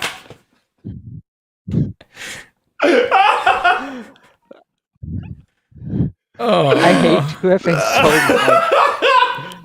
The Microsoft one is so annoying. It does that so often. I'll just be like, no. No, you're not allowed. You have to type in a number, and then you have to also biometrically authenticate with your phone. It's like, how many times do you have? And then you have to be able to access the Microsoft Authenticator app, you have to biometrically authenticate, and then to be able to approve the login request, you have to biometrically authenticate again. It's like, bro, come on. This is why I just keep everything on Post-it notes. It says it doesn't have access. Okay, my bad. We can fix that. I hate you all. I don't like being a real company. Can we just go back to having one shared Microsoft account? We would probably save money as well. Let's just have all the usernames and passwords in a Google sheet again. No, we would need to log into Google to like get access to that. I gotta send a message so I remember to do this next week. Oh my god. Okay, Dan, what are we supposed to be doing right now? Aren't we supposed to be doing merch messages? I guess. I don't even know anymore. Okay. Sure. No, we're supposed to do topics. We finished merch messages, and then I was going to do another topic, and we went into sponsors. Yeah, and then after sponsors, we do three more merch messages. We're back. I was doing 3 things at once during that sponsor segment, so sorry I didn't put the card up. Hi, DLL. During the GPU pandemic, did you hear anything about how sales of peripherals were affected? Probably they went up a lot. That would be my guess. I mean, almost anything related to computers and technology went up a lot during the pandemic and then went down.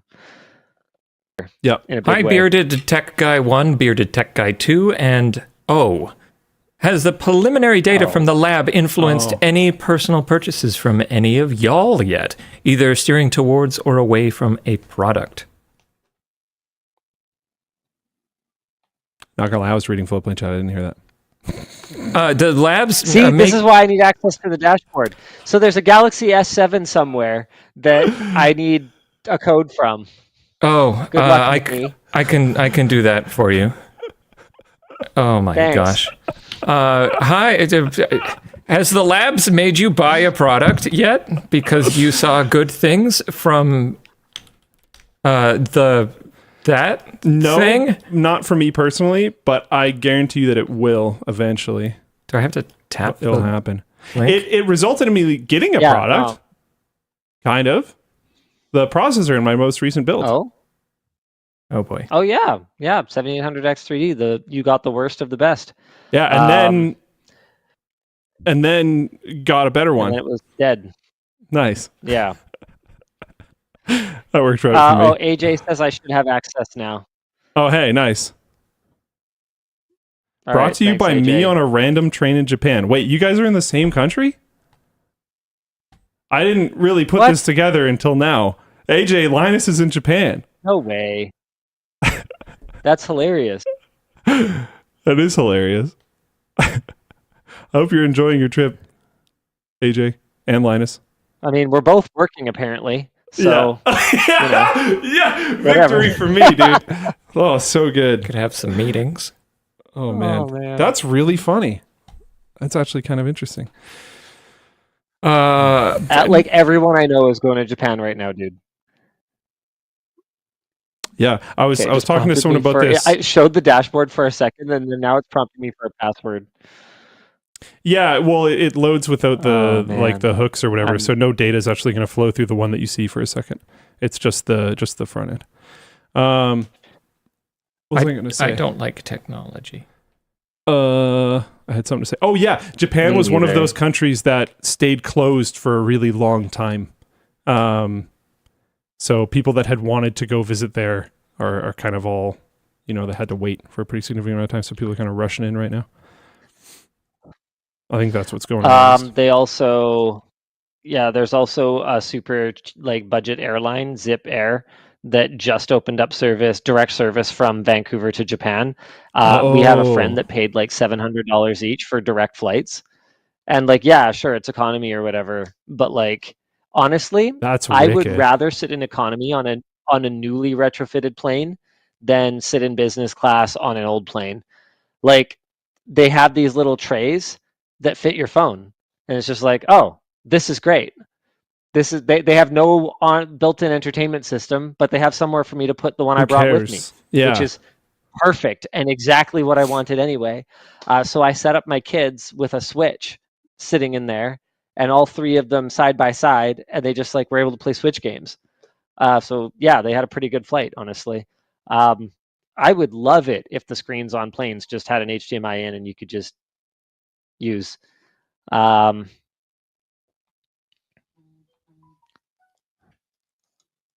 AJ No, I just got it, guess Dan. correctly? I got it. You're good. Okay. Okay, sec. Okay.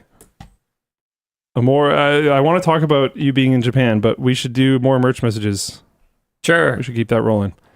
A long while back, there was a frequent string of shows where either one of you both couldn't make it. Since then, you've been on a zero miss streak. Was it an attempt to test the waters on many hosts? No, it was basically us kind of accepting that we couldn't make it to the show sometimes and being totally fine with someone else hosting it. And then we were totally both able to make it to the show for a very, very, very long time because of various lockdown related reasons. We weren't going anywhere. We weren't doing anything. So we were always on WAN Show. And then it's just become a meaningless dick measuring competition to see who can keep the streak going the longest. And if there's one thing that neither Luke nor I will accept, it's that one of us definitely has a bigger dick. It isn't me. And I'll never admit it. Oh, I guess that means goodness. I'm here to keep both of you honest. Because there's now no excuse for the WAN show to not happen. Yeah. So through various sicknesses and various vacations and various time zones and etc., we've just always somehow made it work. Yep. And now that we've both made it work, there's just like neither of us is going to back down, no matter how much we both know the answer. I've had the like theory craft of like, if I end up in the hospital, can I convince them to like give me a laptop with a webcam so I can do WAN Show? I have actually thought about that. Like, okay, so Linus is in the hospital. Is it gauche to make him do the WAN show still? Like, who would have power? Who would have power of attorney? Yvonne. Okay. Oh, cool. you know what? She'll enable this behavior. Could Yvonne appear in my stead? Does that work? No. Does it work like that? No. I think Yvonne is me, legally. No. If she had power of attorney to let me point a camera at you if you were unconscious, then that's okay. But you I think that's fair. That's what I'm asking, basically. That's what I'm asking. Yeah. So if she talks, and I just am, and your unconscious body, that's fair. I have planned for these contingencies. That counts. I think that counts. Yep. Okay. I think that counts. Good. I think that counts. Excellent. Yeah. And honestly, if all three of us agree, then it just does. I think Linus would be more upset if he missed WAN Show while he was unconscious. Honestly, me too. Yeah. Honestly, I'd wake up extremely angry. Yeah. Yes. It's like, what do you mean? I'd be like, find a way back down. My life is over. I lost to Luke. It's over. It's done. Take me out, coach. Coma show? Oh man. If the show starts too late, it ends up like that, honestly. I think we're pretty good at keeping energy up. Not always, I guess. Let's see. Do you want any more? One more, I think. Sure. As a physician, we take patient privacy seriously. We can lose our jobs or be fined if patient identifiers leak. What would you say is an appropriate fine for companies having customer data stolen? Oh, yeah, this one's really rough because, like, oh, man.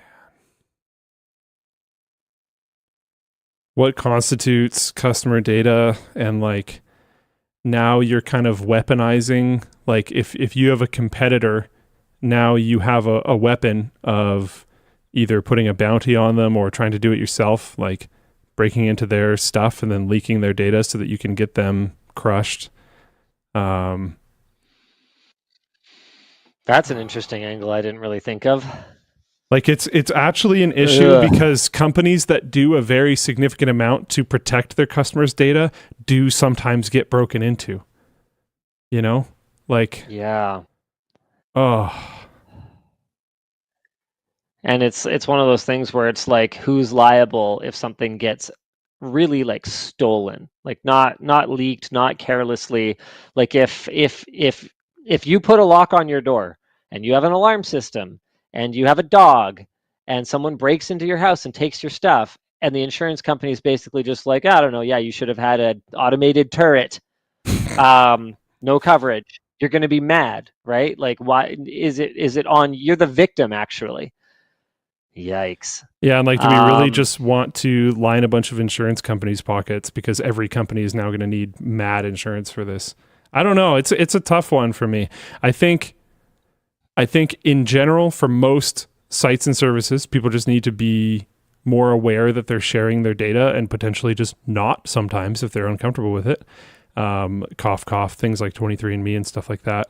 And with other things, like when it starts to touch things like medical and whatnot,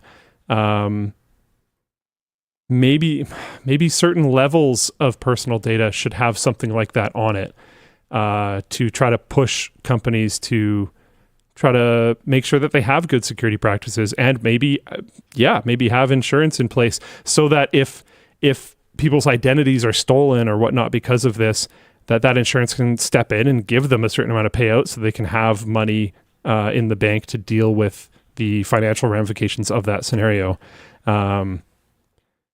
Security is barely thought about. That's just not true, dude. It's like actually not true. It depends. Security is barely thought about at some very tiny companies that can't do it, because having a full-time security specialist on your staff is going to be very expensive. Developers are very expensive as is, and then having one specialized on something that assumes you find one that's actually good and not just BSing you, and you just don't understand it well enough to know if they're actually doing a good job. 100%. That's a big thing. And is that one person enough to hold back the horde? And even if you have a super, super, super good security team, you're still going to have vulnerabilities here or there. So, like, it might still happen. I don't know. It's tough. I would love to. I'm usually on the, like, find them harder, crush the companies kind of side of things. And I know this might seem hypocritical because I run a web company that technically has some amount of user data, but I don't think all things are equal here.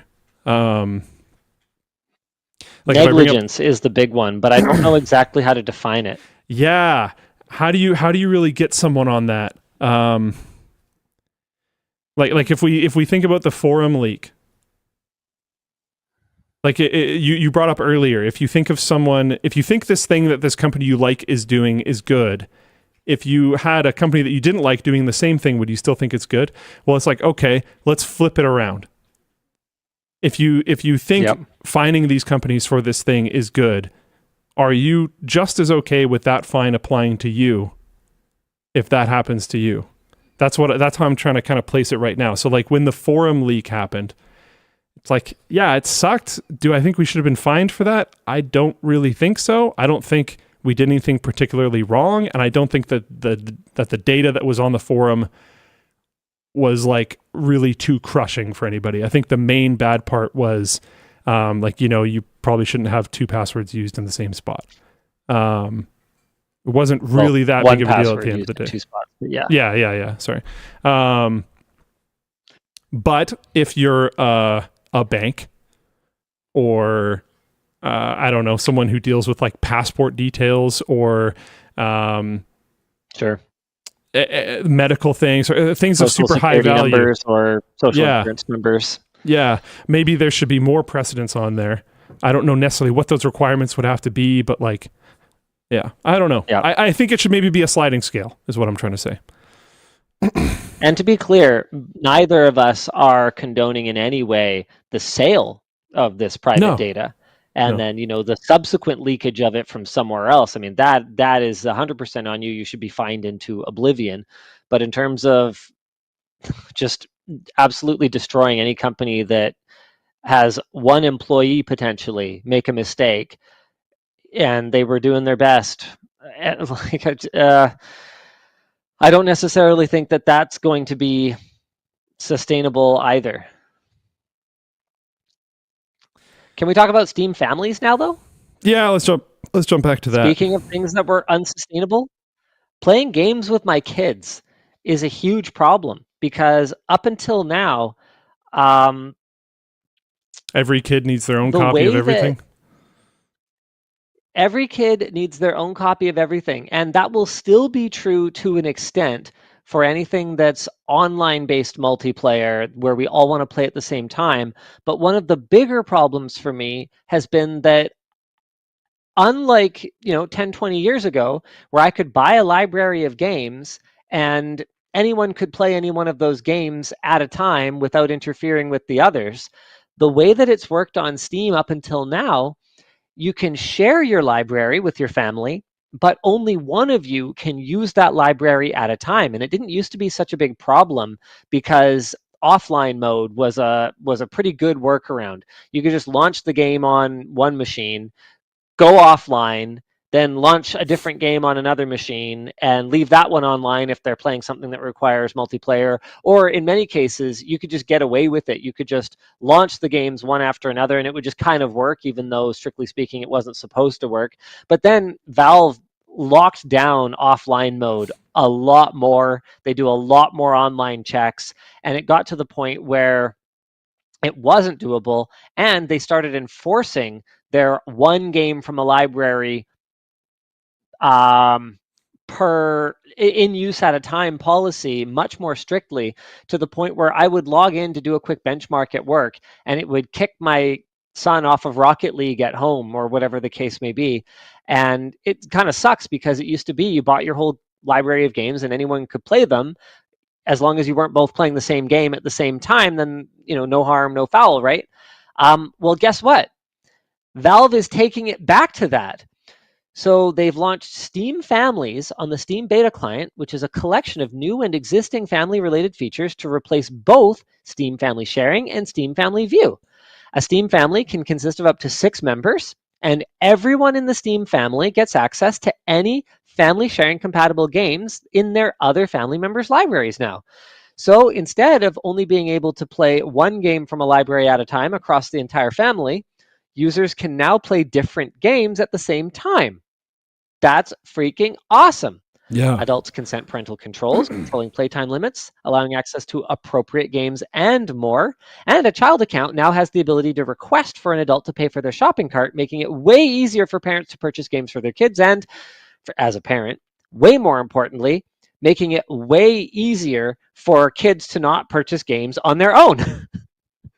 Because in the past, you basically had to choose between the inconvenience of having to go down and enter your credit card information every time, or the risk of your kids going and buying stuff with a saved credit card in their account. Now, I do see a downside to this. As a developer, how do I feel about my games being eligible for family sharing now that family sharing is so much more convenient and so much more powerful? Like, family sharing was basically so kneecapped that I essentially didn't use it. I ended up buying multiple copies of games just so that I wouldn't have to worry about interrupting my kids while they're playing when I want to play or when I want to benchmark something or whatever the case may be. As it is now, it seems like a lot fewer people will have to do that. And as their own independent, living, breathing organisms, should my kids be entitled, or my roommates, or my friends, or whoever my family is, should they be entitled to play these games they didn't buy? Will I be less likely to make my game eligible for family sharing under this system? How would you feel? Yeah, I don't know. I'm reading through the FAQ right now because I'm trying to get a vibe for like how a family unit could be formed. Because one thing that I'm worried about if I'm a developer is a close-knit group of 6 friends at school form a family and share one Steam account amongst all of them. And polycules are totally okay. I'm not judging. Sure. Yep. I mean, there's like 32,000 in the Seattle one, and it's growing every day. It's not sustainable. So, yeah, I don't know. It doesn't sound like there's any limitations to like under one roof or anything like that. I'm actually not really finding pretty much any limitations at all. They do say that the terms of how they define a family is subject to change, so maybe they'll figure that out over time. There's also some interesting stuff. If you leave a Steam family, you will need to wait 1 year from when you joined the previous one. Oh, that's not that big of a deal. Oh, interesting. So you can't just like float around from family to family. No. But 1 year from your join date of the previous one, not your exit date. So if you okay, well that kind of makes sense. That could be a 0-day difference if you're at above a year. Yeah, as long as you don't. Well, basically, it says that you don't have to mourn your old family for a year. Yeah, as long as you were with them for at least a year. Yeah, which might be good for some people. You know, things happen in family units. Makes sense. It's just I don't know. I would want to enable this.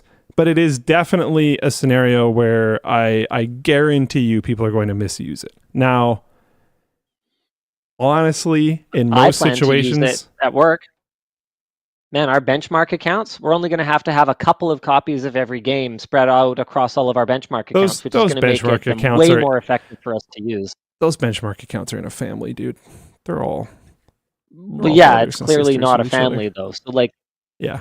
There's definitely uses for this that are not going to be family. Now, honestly, I think that there's nothing wrong with that. Us basically not having to buy like 5 copies of every stupid game just so that we can run them for 20 minutes every week to benchmark them or whatever. But if it is that friend group from school, I used to share games with my friends. You'd trade games all the time, temporarily. Like, I have this SNES game, you have this N64 game. We both have both consoles for some reason. I don't know why I made this analogy this weird, but you can borrow this one, I'll borrow that one, and we'll trade back in a week or two, whatever. That was very normal. I understand that making it all digital and giving it the ease of use of something like Steam is going to massively increase the amount of that trading that happens, but you are sort of locked into this family unit for a year at a time, so it's not like you're jumping all over the place based on what game you want to play. So I don't know. I hope it goes okay, because this seems like a really cool thing. And honestly, the main way that I would potentially use it is to like encourage people to pick up a game themselves. Like, here, look, you can borrow this for a bit. I've definitely never lent anyone my Origin account so that they could try out Titanfall 2 and then convince them to just buy it for themselves afterwards. That's definitely never a thing that I've done. Which, by the way, neither of us is recommending ever doing. Do not lend out your game accounts. Yeah. But it's just like, I don't know. I think I would be okay with it. I think I would turn it on. Yeah, I think it's pretty cool. I think it's good. I'm a little bit worried about how this might go, but I really hope it goes well, because I think it's overall a very good thing. Yeah. And I think, honestly, it might encourage the sales of certain games. I can't say that of everything. Okay. There are definitely things that are not going to be universally regarded as good things. And I think it's time for us to shift our conversation to the Smosh song that they released. I think it was earlier this week or last week, called Submissive and Breedable, a collaboration with BB No Money. That has Baby No Money. It's Baby No Money. Don't say BB No Money. Come on. Ugh. Do I have any idea who this is? He's good. I like his music, genuinely. Come on now. Okay, so the point is, the official music video. Luke, do you want to pull it up? Yeah, sure. If you guys want to all go to the same timestamp, so maybe head to about 1:30. About 1:30. Yep, and then you guys can, if everyone heads over there, if you could, here, I'll drop this in the chat. I'll drop the link to the, you guys, we can all watch together. That's how we're going to do this, so that they get their views. Okay, so I'm dropping this in all the chats. Oh my God, it brings up Twitch chat rules for my own account. Okay, so guys, just head on over there. So Luke's not going to screen share. Luke, you haven't started watching yet, right? No. Am I going to be playing audio off my computer? So you guys are all going to... You're going to have to listen, otherwise you're not going to be able to hear it. Okay. But you're just going to go back to the main WAN view. So everyone's just going to watch it together. So I'm basically going to go, okay, Mark, and then everyone's gonna play it. Okay. Okay. Okay. So you can go back to the main view. Okay. Yeah. All right. Yeah. Okay. Will Luke be Dan, able to am I hear? gonna be able to hear mine? Yeah. Without it going to stream. Yeah. I mean, Luke, you can just pretend. Okay, where on earth does this come from? Why do you do this to me? Do I just like play it off my phone so I can hear it or something? It goes to B. B doesn't go to stream. We're giving Dan a second. Hold your hamburgers. Yeah, B. we're giving. B laptop. I don't know. Play something. I mean, Luke, your I'm going to eat a laptop's been random playing the Birdie whole Bots time. every flavor bean while we wait. I mean, Luke, your I'm gonna laptop. Okay. Yeah, it's going to stream. No, don't go to stream. Oh my god, it tastes like ash. Do you want me to just listen on my phone? Should we simplify this? Really awful one. Let's do the easy thing. Sure. Change our audio output on the god, laptop. that was awful. Yeah, but then I won't be able to hear it. If I played over the speakers, you'll be able to hear it through the mic. Oh my god. I've tested that before. Oh, no, I figured it out. Nice. Yeah, Luke, play Man, something. those Birdie Bots every flavor beans are not, some of them are not good, Aha! Success. in case you were wondering. They Okay. truly are every flavor, I presume? Okay. They All right. truly are. Are we ready? Oh, that was gross. Okay, hit it.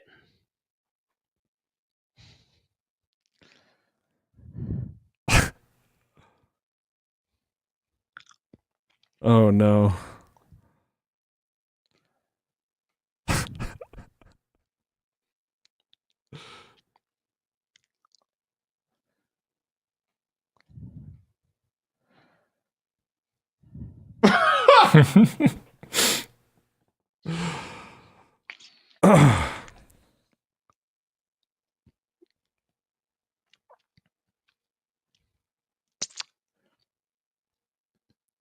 So, how do you feel about your name probably being made it far enough attached at this point. to a song of that type and name?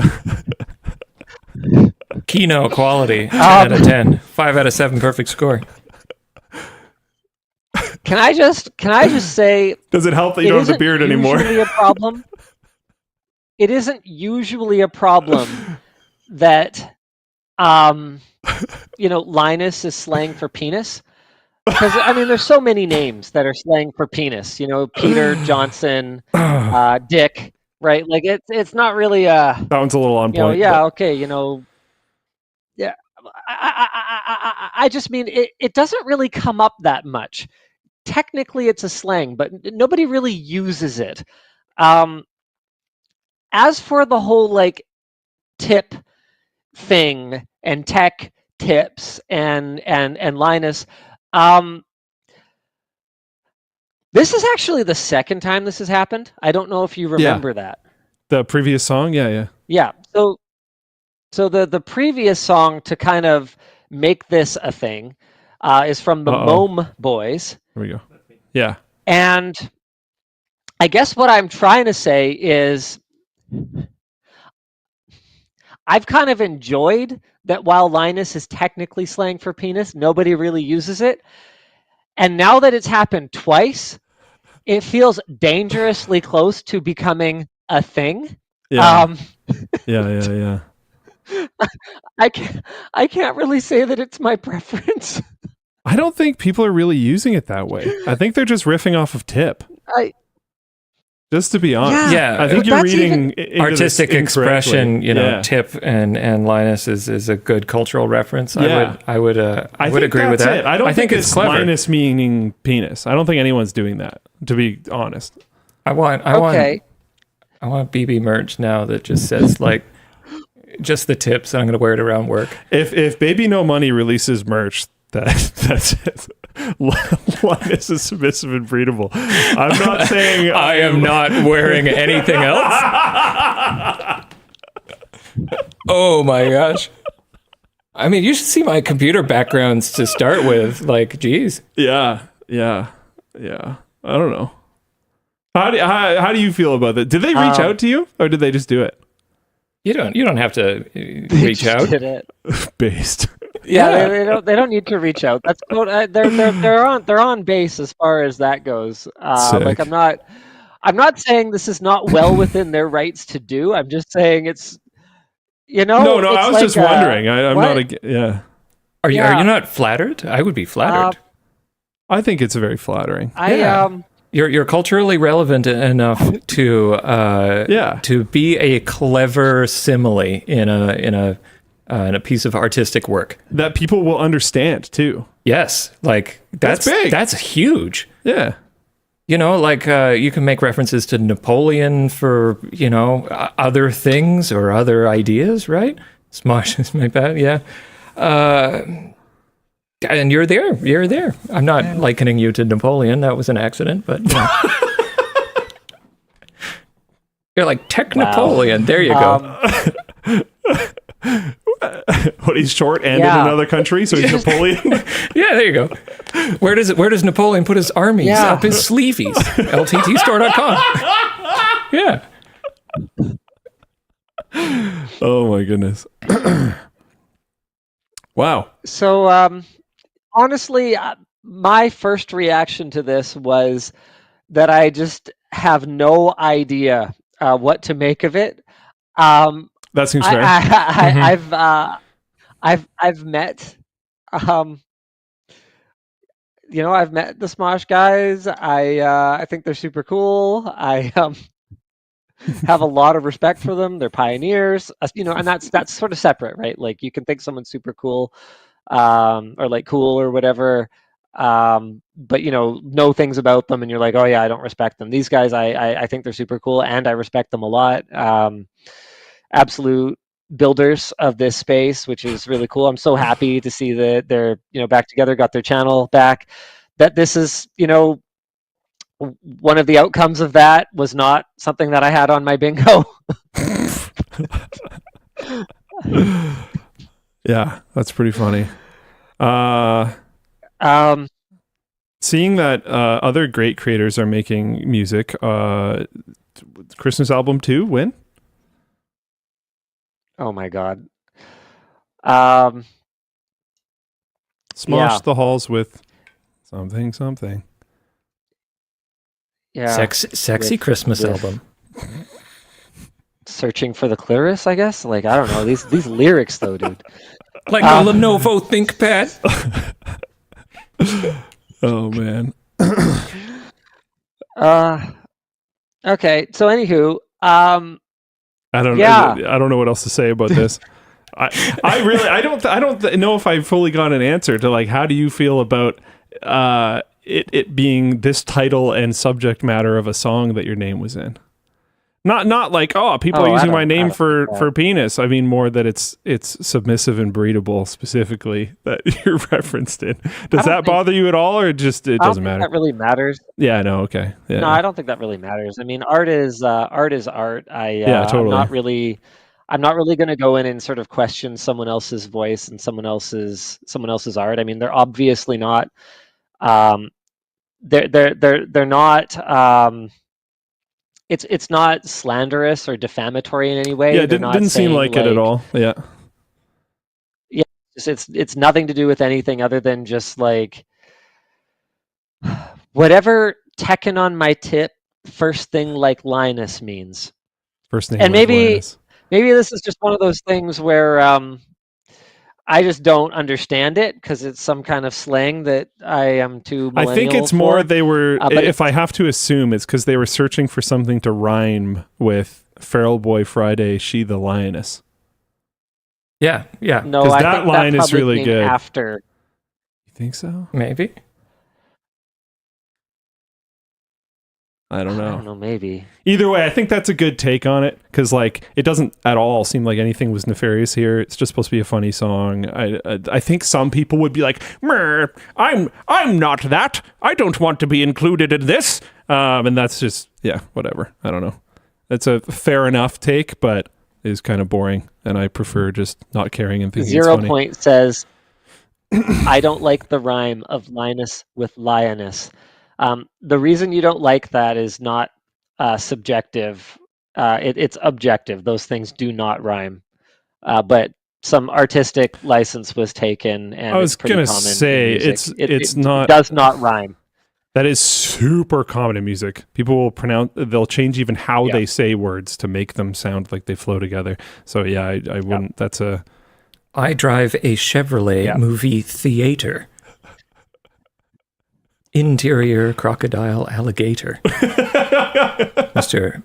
Biggie Smalls, everyone. Yeah. It's classic. It's lovely. Mm-hmm. Yeah.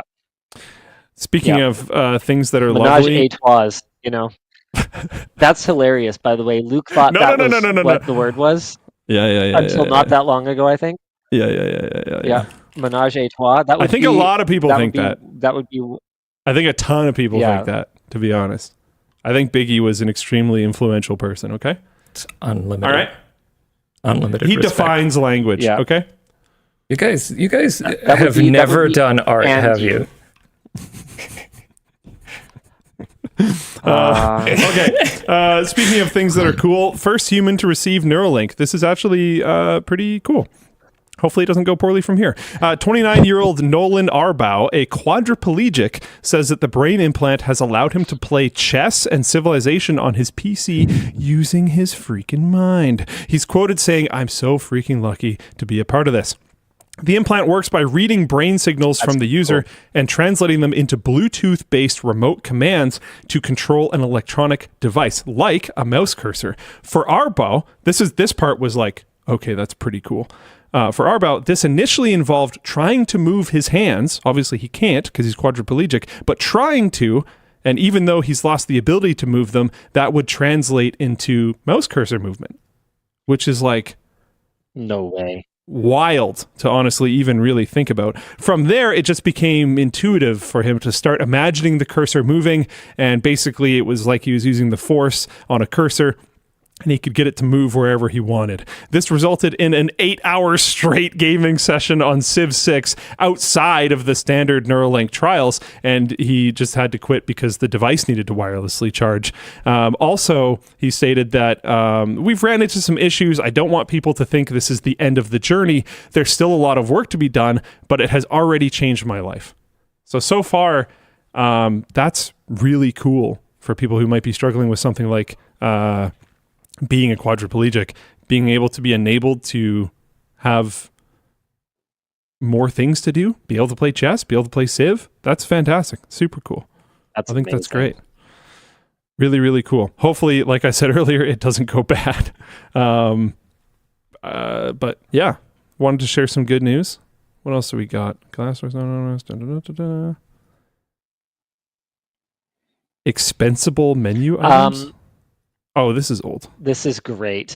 After last week's tax write-off sale, community members on the LTT forum pointed out that there was a restaurant in Toronto called Good Fortune that had a campaign where they renamed their menu items after office supplies so that office workers could expense them. Luke, do you want to screen share that for the kind folks out there? Yeah. We've got the Diamond Chicken Burger, aka the mini dry erase whiteboard. We've got the Double Your Fortune burger, renamed the ergonomic aluminum laptop stand. The Emerald Veggie Burger, renamed the wired earphones with mic. And their French fries, palm fries, renamed USB wired mouse. I like the... Our discussion question. My favorite one is the Doritos. Oh boy, $12 a little cheap for? Damn, this delay though. Really our discussion question is: isn't $12.50 a little cheap for an aluminum laptop stand? Depends. If it's for Apple, yes. Yeah, that's fair. Yeah, I thought it was pretty funny. It is. I think it's been reposted because this happened a long time ago. I think. Yeah, it was a long time ago. Yeah. Okay. Sounds good. It was a short-term promo. I mean, should we do it on the store? Anyone wanna write off some LTT merch? The funny part is fraud. It's fraud. Don't do it. Some amount of LTT merch would be like you have screwdrivers, cable management tools, thermal paste. Like a lot of it would be fine. It just is already you could okay. totally write that off. Backpacks Had a business that needed that. could potentially okay. I don't know. That's arguable. A lot of it might be fine. What else we got? I don't think we have much. I think we're mostly through it. Oh, but we haven't talked about the Apex Legends hack. Oh, and we have some announcements, and there's some other things going on. We got stuff. I just had to scroll up to find it. I'll do this one. During an official Apex Legends tournament last weekend, at least 2 professional players were allegedly hacked mid-game, leading to the final of the Apex Legends Global Series being postponed. In 2 separate matches, Imperial Hall was given an aimbot, and Genburton was suddenly able to see the location and health of everyone else in the round. The cheat menu was opened on Genburton's screen, contained a joke option of Vote Putin, and a message was sent via his in-game chat which read, Apex Hacking Global Series by Destroyer 2009 and Random.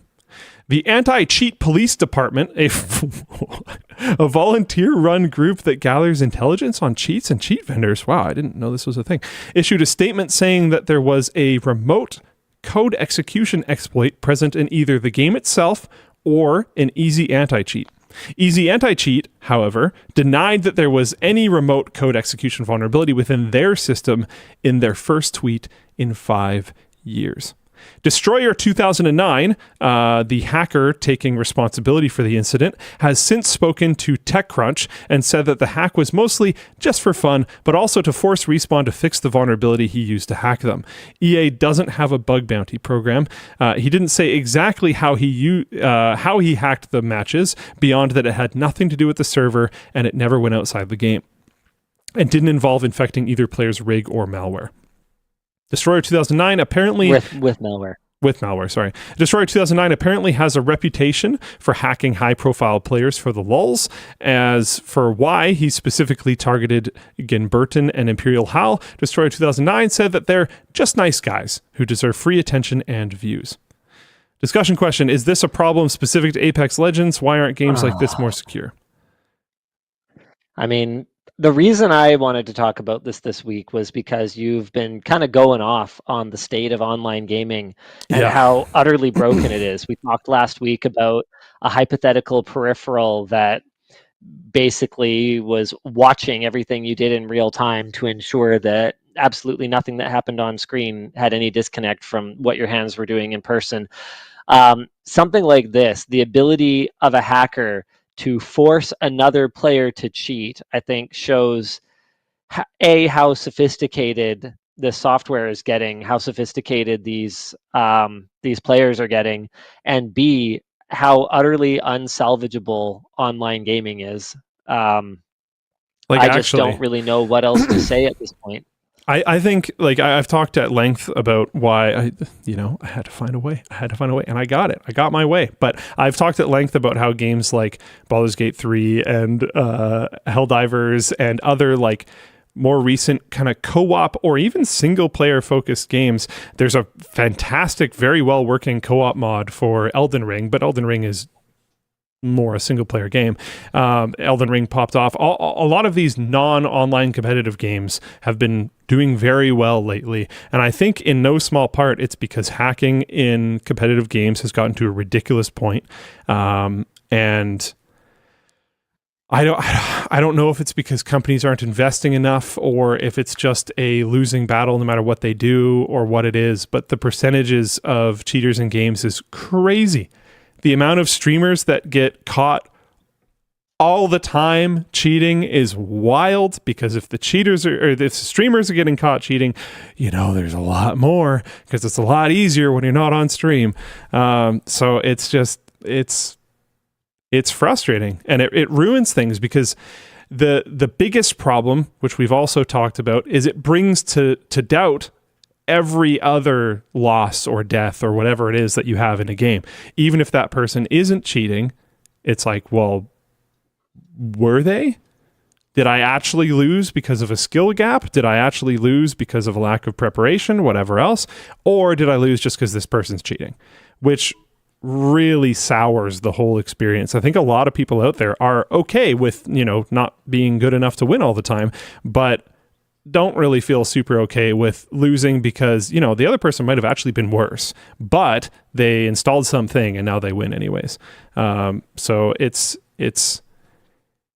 rough. I know a lot of people personally that have kind of stopped really playing that many online competitive games, especially online competitive shooters. I even know people that have traditionally not really been interested in anything other than online competitive shooters that have started shifting to things like League of Legends of all games, because yes, you can cheat in League of Legends. Really? Yeah, but it's a lot less impactful than cheating in something like, say, Warzone or Valorant or Call of Duty or Counter-Strike or something like that. So yeah, it is what it is. But this sucks. This sucks a lot. There's a merge message here that I want to jump to real quick because it's kind of on topic. From Brandon G. Luke, Larian announced today that Baldur's Gate will not be getting any major DLC. As someone who hasn't played yet, this gets rid of a barrier to entry for me, but how does it feel for a long-term player? Yeah, I'll speak to that. I've actually reached out to them about this already. I am sad. Strong disagree. Very angry. No, actually, I'm sad because I really like the characters, I really like the story, and there's honestly a lot of ways that I could see it going that I think would be fantastic. That team is amazing from bottom to the top as far as I can tell, so I think they would make a very good DLC. But if you read the article more, the reason that they give for doing so is because they didn't think their hearts were in it. Apparently, there was communication before BG3 was released about other projects that they could work on that were not BG3, and the team was excited to work on those. And when BG3 was this like incredible smash hit success, the natural stepping for a gaming company is to make DLC or additional content of some kind through expansions or whatever else so they can continue to monetize that game. And that is what you naturally do. So Larian stepped into that normal thing that you do, but their hearts weren't really in it.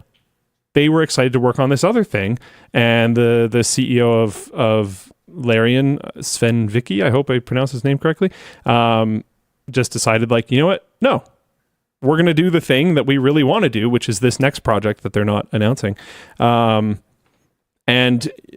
you know what? I have some sadness for not receiving DLC for this game. That's fantastic. But I have more excitement for the next thing that they end up doing. So as far as I'm concerned, it's the right move. I think that's good. If they're a well-funded next thing. Yeah, exactly, right? Like whatever.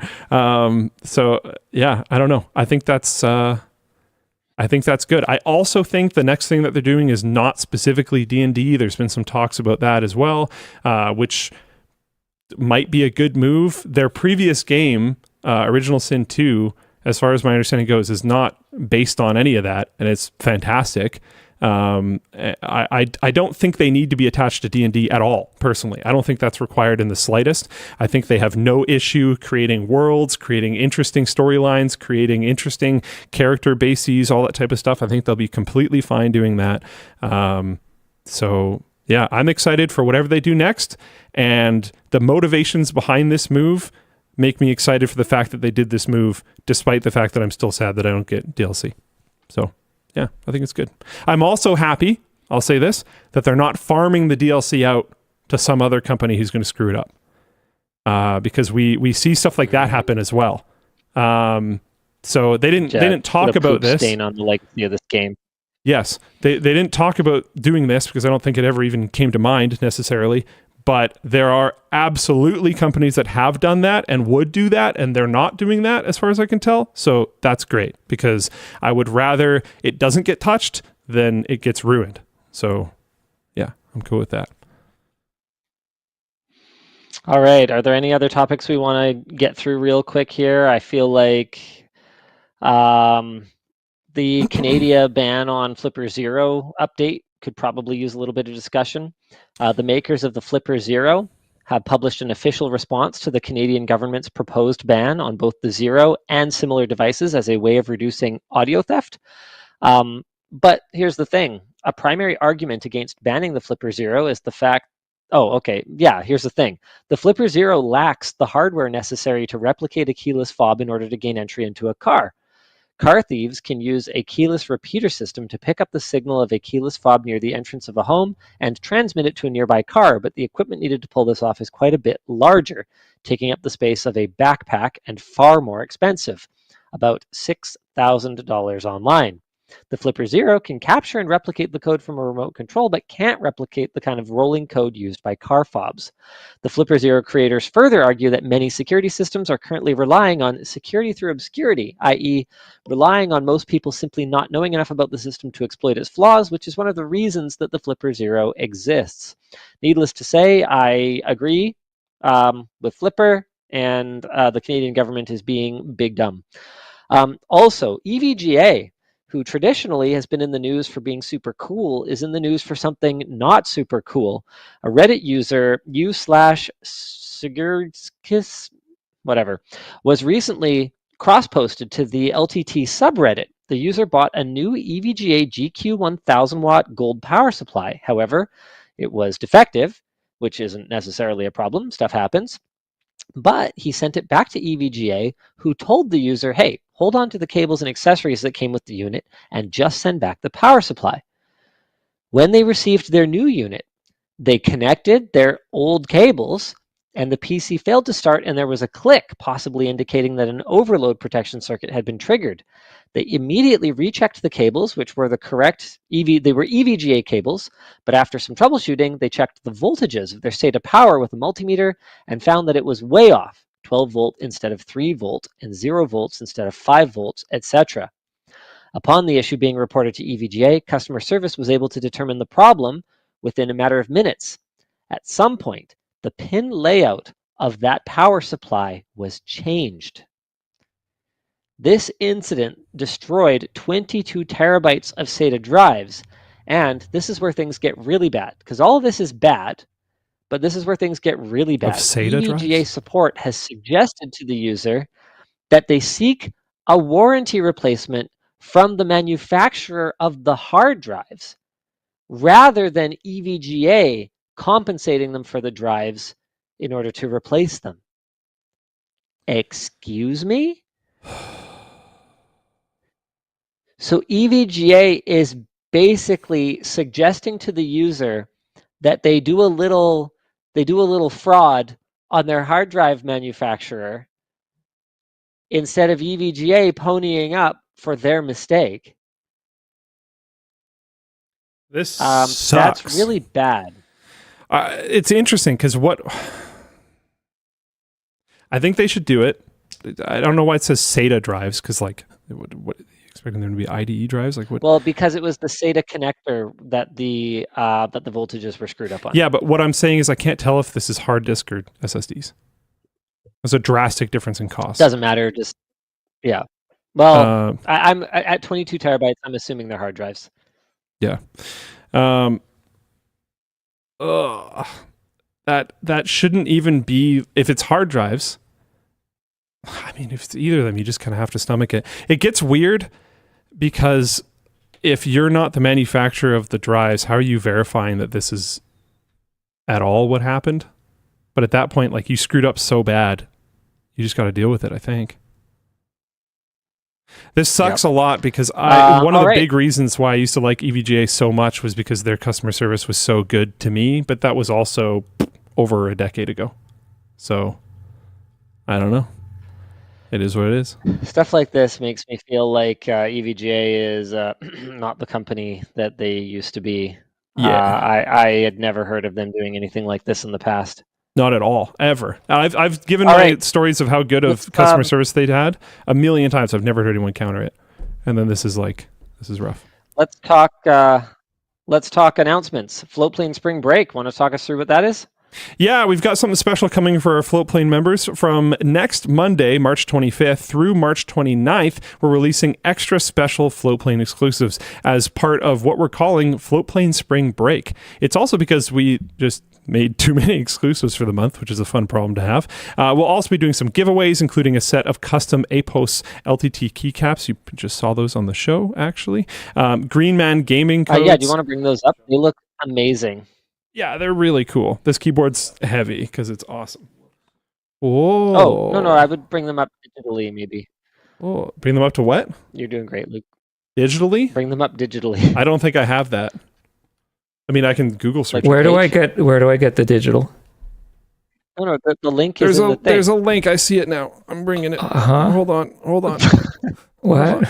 Guys. There we go. Technology. I didn't see the link in the document. Leave me alone. Now zoom in. There you go. No, I refuse. Oh my god. Ooh. That's Anyway, a nice the photo. enter key is a screwdriver. There's a banana for the control, I guess that is. Oh, I can The enter key will screw your driver. The right. Where was the bulge? You said there was a bulge? It's here. Right there. You see it? On the boxer key. Yeah. Yeah, super cute. It's pretty sizable. What did I say earlier? It was normal sized? What did you say? Something like that. Anyways. Yeah. Okay. How did I even get here? Okay, there we go. I see. So okay, the link was in a different part of the whatever. What are you doing, Luke? You guys are being just mean. How long? How many years have you been doing this? And you can actually 11? you can buy the keycap set for yourself if you want. It's $39.99 with free US shipping. That's not bad for a just keycap elsewhere set. in the announcements. And they feel good. Yep. Yeah, I kind of want one of those. Are they a partner? Could we get some of those? Anyways, we're also Yes, they're a partner. apparently LTT retro screwdrivers are being given away. Wow. And one magnetic cable management home bundle. That's actually super legit. There's a teaser for the content for next week, which I'm opening because I can do that. Ooh. Mean people. I got to play this. Dan? Yes, I fixed it. It's probably going to be loud. There we go. Yeah, send it. I mean, you have to play it with audio. I am. Nope. Laptop's muted. Nice. Aha. It's not my fault this time. Apparently, we did a departmental paper airplane battle. We did? Unmute. I mean, that's good use of time. My name is Luke Linus. That's not how you... We got one person from each department to do a paper airplane battle to see who can do the best design, who can make it the fastest, and who can throw it the farthest. Hi, my name is Luke Linus. That's not how you pronounce it. I'm the COO of Floatplane and the CTO for Linus Media Group. That's not even accurate. Throw it. They didn't listen to me. Hold on. This is wrong. I'm not the Floatplane CEO. Got him. Do we not have ECC? My rotator cuff is screwed up. So like by default, I'm going to do bad. So as a side objective, I'm going to bring you random facts about Canada that progressively get more deranged over time. And I'm going to start with that Winnie Pooh is based off of a bear from Canada. Wait, really? Yeah. Which bear? Just a bear that was in a zoo, I think. I don't know. A bear named What's also crazy Winnie, yeah. is that Canada was in a war. I know. A notable Someone asked European which country. bear. It's like, well, We were at Winnie. war with Denmark until 2022. It was called the Whiskey War. The reason why it was called the Whiskey War, going there, planting their respective flag, Canada would leave whiskey and Denmark would leave schnapps. And they did that for like 50 years. And then sadly, it ended in 2022. Sadly. Well, that was the coolest thing ever. And then they were like, nah, as long as I don't step over the crack. Yeah. So I can take a running start. You can take a running start, yeah. No, I just want to see what it's going to do. Oh my God. Oh, okay. That's not good. That's terrible. That's maybe Wait, no, I think that's over here. Hold on. Dude, you Sorry. suck. Would you say that's not over the crack? Just for you, I'll let it pass. Okay, okay. And then, Oh my god. Dude, that's the worst airplane design. What are you even doing? It's going to hit you in the foot.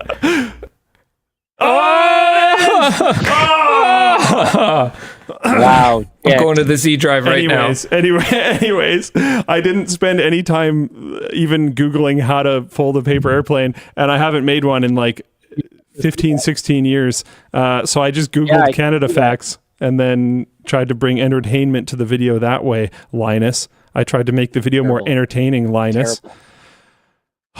Do you not mentor Luke? Not anymore. Oh, man. No. We don't actually work together other than WAN Show.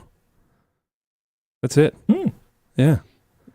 Yeah, pretty much. Other things. Merch updates. Yeah, retro screwdriver free shipping is still going. Deal ends March 29th, so you've got till pretty much the end of next week. And I think we just announced that, yeah, you can buy those keycaps. So that's all the announcements we have to get through, I believe. Yeah. Are we good then? Is that it? After dark? Yeah. Linus, do you want to get the lights? No. I'll just be a weird bright spot. Okay, yeah, fine, I'll get it. No. I My meant webcam. no. I meant my lights here, not yours. I can It was a joke. I can dim you artificially. My webcam compensates so much for darkness. I probably I do won't that look any too. different.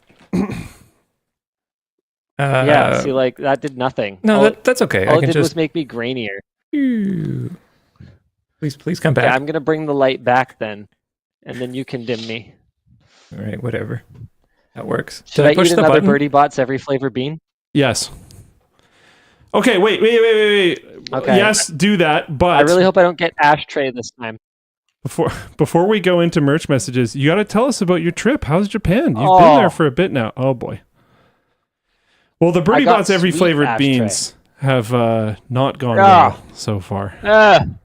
Have any of them been good? Ah, Because there is supposed to be good Oh. ones, right? Isn't there? oh, God. Oh boy. I feel nauseous. Need some water? That is truly an unpleasant experience. I can guarantee you that if you just drink Oh. soy sauce, the flavor of the bean will go away. Umami bean. Thank you for that. Mhm. Oh, that was awful. Yeah, so not recommended. Yeah. Honey Okay. Nukes. No, but seriously, how's Japan been? Is this getting It's through? been There we good. go. I got to tick off my bucket list last night, getting to experience being shoved into a packed Japanese train. Ah, nice. So Good. that's a thing that happened. I felt really bad for the guy across the train from where I was standing, because I had our stroller in front of me with two children in it, and whoever was jamming from the door could not see that there was a stroller that was like digging into this guy's knee. And they were packing it. He had nowhere to go, and I looked at him. I'm just like, I have no way to prevent this. Like the brakes are applied on the stroller, but that means nothing at that point. Yeah. Like it was only for a couple of stops, but yeah, they actually did the thing where the like platform person came and shoved people into the train. Like, it's real. That's wild. I don't think I've ever actually because of the done that. stroller like rolling, it must have felt like there was a bit of give in it or something, because they kept giving her. It was pretty rough, dude. I felt really bad for the guy. It's not over 9,000 is saying, he's talking about the other stuff. Yeah. So how is Japan? And so far you said you got shoved onto a train. What else have you done? What have you enjoyed? What are good things? Tell me about it. And you often don't like traveling, so I'm trying to dig for like, has anything good happened? Have you enjoyed your trip? Super Nintendo World at Universal Studios is one of the most elaborate, beautiful, outstanding construction projects I think I've ever seen. Wow, cool. It was crafted with a level of care and love that I just think I've rarely encountered. The entire place is a complete work of art. There's like 2 rides, one of which is for very, very small children, and a bunch of just like places to buy merch. In fact, I'd say Universal Studios and Japan in general has some sort of incongruity, I guess is how I would describe it. Like, it's a bit of a cultural. It's not even apparently rude. It's just like isn't done to drink a beverage while you're walking around. So why do you need vending machines with beverages everywhere? Like that. Everything comes so over packaged, but there's no garbage cans. People live in. I'm in an apartment right now. People live in apartments where, as far as I can tell, there's absolutely no space to store things. But so many of the experiences that you have are to just buy random shit. Like I'm just having a really hard time. I'm having a really hard time meshing these things together. Like Universal Studios Japan, even compared to a Disney park. So I've been to Disneyland, I've been to Disney World. So much of what's there is not rides, it's like just stuff to buy. And that's a really bad thing about the Disney parks, but it feels even more like that here. And so yeah, so I'm struggling a little bit. It's known for its food in a big way, but I would say that compared to Taiwan, I cannot rely on just kind of any random hole in the wall just being awesome. Taiwan Like food is there's killer. much like more like home. More like home. There's a huge disparity between good food and like really bad food. Like there's stuff here that's just really gross, like really awful, just objectively terrible. I find it very and I find there are experiences that are quite hyped here that are sort of disconnected from that sort of cultural value of food. Like the Pokemon Café is rated, I think, 4.5 stars. Pokemon Café, Tokyo. We managed to get a reservation after 4 nights in a row of either me or Yvonne or both of us staying up till 2 in the morning to be there the second that they open up reservations each day. Oh, we could have like Hold made on. something for Let you me to make just bring that it up on easier. Google Maps. Well, look, Just so I you know would, in the even if future. I was willing to bot, I would never admit to it. Okay. It doesn't matter. The point is, it was very difficult to get a reservation.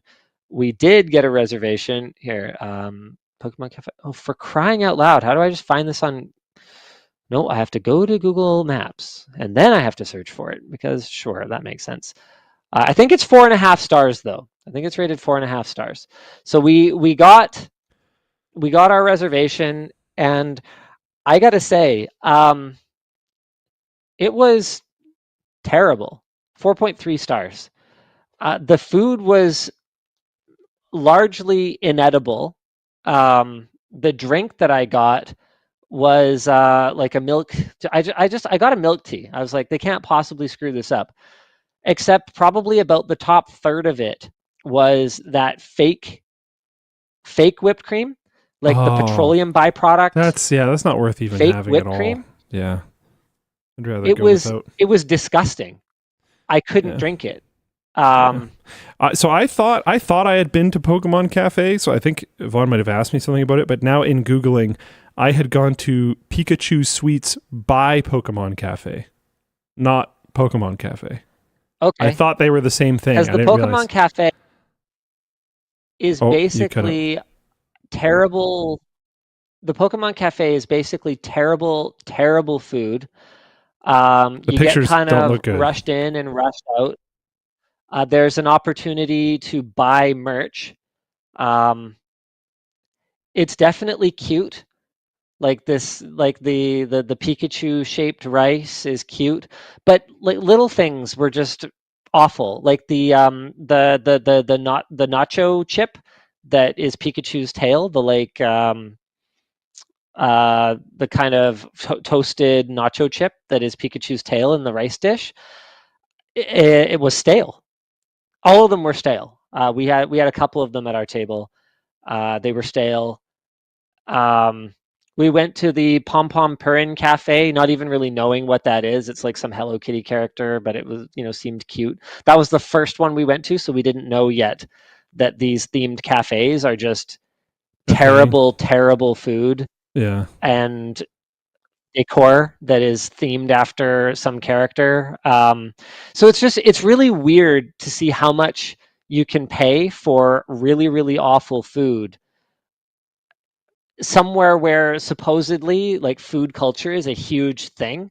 So I guess food culture is a huge thing unless you put kind of a cute skin on it, and then it doesn't matter. It could be actual garbage just shoveled onto a plate as long as it's in a cute shape. Um,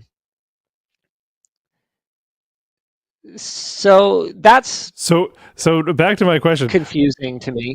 What's been good?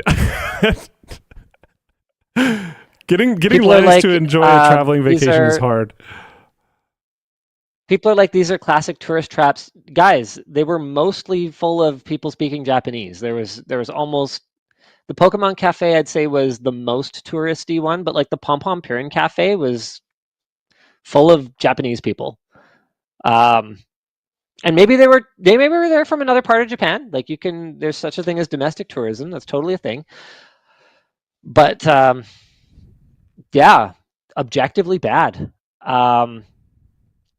We did this like ninja experience cafe that was really fun for the kids. I'd say that overall had a good time. I have serious reservations about some of the animal cafes we've done. Like, we did an owl cafe where you get to like hold an owl perched on your arm. There were a lot of owls in there. You know, was it a fun experience for the kids? A great photo op? Absolutely. Do I feel good having supported that particular business practice? Honestly, not really.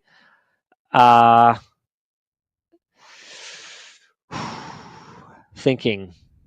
Trying to think. Yeah, we went to a cat cafe where the cats honestly didn't seem like mistreated in any way, but they were bored as heck. Like, they were checked out. They were not down to play or interact or anything. So I just left them alone, which seems to be what they wanted. I mean, that's probably, if I was a little cat in a cat cafe, that's probably what I would want. Okay, what's been good? Has anything been good? Here's another major disconnect in Japan. Is this is a super sort of high tech society, right? You can get almost anything through automation. Like, we did one of those conveyor belt sushi places. So you just order everything by iPad, and it just whips along a conveyor belt to your table, and you just kind of dump your dirty plates down the thing. Totally amazing. And then we went to ride the bullet train, and we bought our ticket at the terminal, and we got some food and we ate, and then we went to go onto the platform and to scan our ticket, and they're like, "Oh no, you need the basic fare and your ticket." And I'm like, "What do you mean I need my basic fare? I have my Passmo. So weird. I have my Passmo. It says I need a Passmo. Here's my Passmo." So I tried to scan my Passmo, and here's my ticket. They're like, no, you need a basic fare." And I'm like, "Okay, so like at the machine? No, you cannot buy the basic fare at the same machine where you buy your bullet train ticket." This sucked. For the place. You have to go and line up. So we missed our train that we had scheduled for, and like they took care of it. But as I was standing in the line, to talk to an agent in order to get the half of the ticket that I needed, all of these agents working at the speed of light, trying to get these people processed, I'm sitting here going, why was any of this necessary? How about I just tell you where I am and where I'm trying to go to, and you just tell me how much that costs and you print the ticket? Why are there two tickets? So the way it works is you get two tickets and you slide both tickets into the machine at the same time, and you can load your Passmo, but instead of just being money, the way that you have to specifically load the basic fare at the counter onto your Passmo card. And it's like, why? Really though, why? I bought my seat reservation and I have money.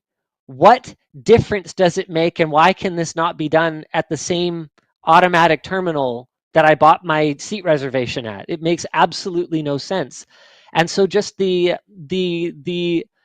lengths that some Japanese organizations and businesses and individuals will go to automate and make things high tech, and then you'll turn around and something will be done in a manual way for no possible explainable reason. It's just such a bizarre disconnect to me. Like, the amount of micromanagement of lines at the theme park we went to, Oh my God. Oh, Universal Studios. Okay, this is amazing. So we bought the express ticket. And as you go into the express line, they will have you bring up your express ticket, but they don't have a scanner for it. They don't have a scanner for the QR code. So what they want you to do is bring up the ticket on your phone and zoom in on it so they can read and make sure you have an express ticket for that ride. So that takes a while because they check that for every individual in your party. So we had 7 people. So you have someone standing at the entry to the express lineup, manually reading your ticket, like with their eyes reading it. There's QR codes all over it. There's 4 QR codes, one on every corner. Never mind that a single larger QR code might have worked a little bit better. Whatever. Okay. Then you make your way into the line, and before you get on the ride, at some point in the line, someone comes along with a scanner and scans your QR code. Why? Why did both of those checkpoints exist? There's nowhere for you to get out of that line. It could have easily been at the very beginning of that line that they could have done that. Or they could just not bother and they could let you stand in the line and then they could check it there. Or they could have a system where their back end sees that you've scanned it once at that one and then scanned it again at the other thing. Or whatever. There's absolutely no reason for someone with their human eyes to be reading text on a thing on my phone when I could have scanned a QR code, when there was no way for me to activate any of this without my phone and without the QR code. It's the exact same ticket that has the QR code on it, that has the text they're reading. You guys ever wonder how he got into product reviewing? Okay, so far we're 0 for 3. What's a good thing? What's something you've enjoyed? Have you gone to the thing I recommended yet? Blast. So you've enjoyed that the kids are having a lot of fun. We went to the art installation. It was pretty cool. I got a pretty cool. That's honestly, I thought you would either come out and try to flame me for it because you hated it, and I was gonna have to fight you, or you were gonna do that. I knew you weren't gonna be like, it was awesome, but I'll count that as a win. He thought it was pretty cool. So you've heard everything so far. On Super Mario. I was positive on Super Nintendo World. They had, but you said it's just a mercantile experience. It's just to sell you stuff. It's incredible. Bowser's Castle. Honestly, I would have still gone in just to walk through the castle that has the Mario Kart ride. That's cool. It is beautifully crafted. Every square inch of it has had more care put into it than most, grade 10 students would put into a homework assignment they have to hand in. Like it's absolutely unbelievable. I also I was blown away by I'm just saying this, just the level of care and attention. Grade 10 school homework though really might not get a lot of care. I'm saying per square inch though. Per square inch, Luke. Okay, all right. Per square inch. Yeah. I've been kind of blown away by the sort of the enthusiasm of just the average. That worker. part is very cool. I wonder actually, what the motivating factors are there. It has a bit of a Stepford Wives, like if I don't keep this job, I'm going to die kind of vibe to it. But I didn't get that. I definitely appreciate being doted upon. To me, it just felt like people were proud of their work, regardless of what their work was. That's the vibe that I got. I bet there's some of that. Yeah, which is good. Okay, so kids are having a good time. Super Nintendo Land was a the trains impressive experience. The trains, other than some like small stupid things like trying to catch the O loop line from I don't know, whatever major station we were at. Inexplicably, there's just no signs for it. And then there's another line that uses the same color code that is not the O line. Okay, so the reason like, why I okay, laughed so sure. hard at that is because I guarantee you I know exactly where you were standing when you got really frustrated about the O-line, because I stood there for a couple minutes ranting to my brother about how the signage is so good the whole time, and then you get to this one spot with all these pillars. Is that where you were? Maybe. I don't know. We might have been at a different station. There's all these pillars and the signs just get screwed up, and there's no way to really tell. And then you have to walk a little bit with no guidance, and then you can find your way to the O-line properly again. And then, yeah, there's two lines with the same color. I ended up figuring out the same color thing is because there's two companies that run the trains. Sure. So it's not really that Brilliant. It gets, which gets kind of weird, but yeah, that's funny that you had those two complaints because I ran into exactly those two things. But yeah, the more local trains are pretty easy once you start getting it. But yeah, the 2 tickets for the high speed bullet trains is why I get. Yeah, AJ, same. Oh, so yeah, the Shinosaka. Yeah, that's the one.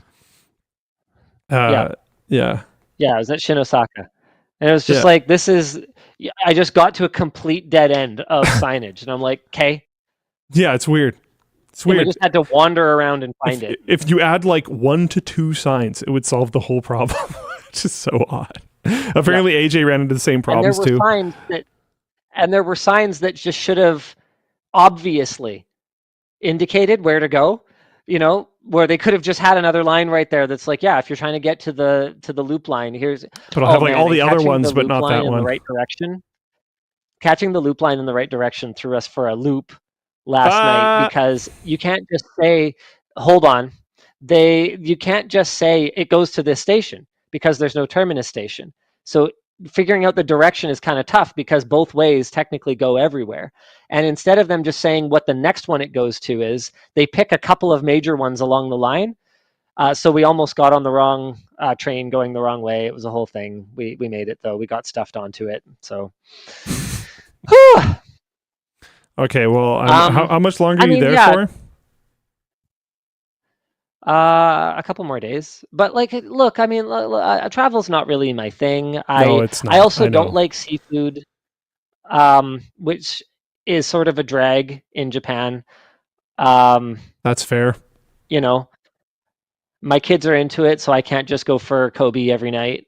You know, get that Wagyu. Would you even want to? Do you like Wagyu? I'm not into Sure, it personally. I like meatier meats. Yeah, it's fine.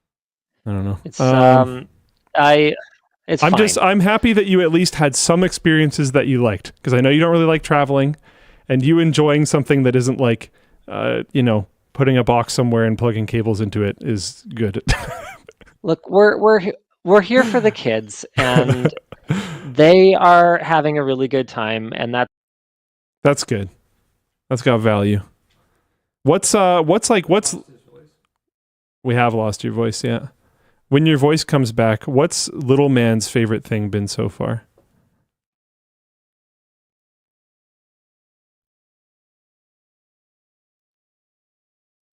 Okay, well, if this is potentially going to take a bit to get his voice back, maybe if we can find a merch message for me while he works on that and keep the show flowing.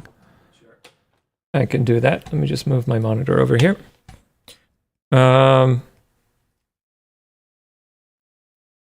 It's just technical difficulties. Oh. Can Luke reply to this?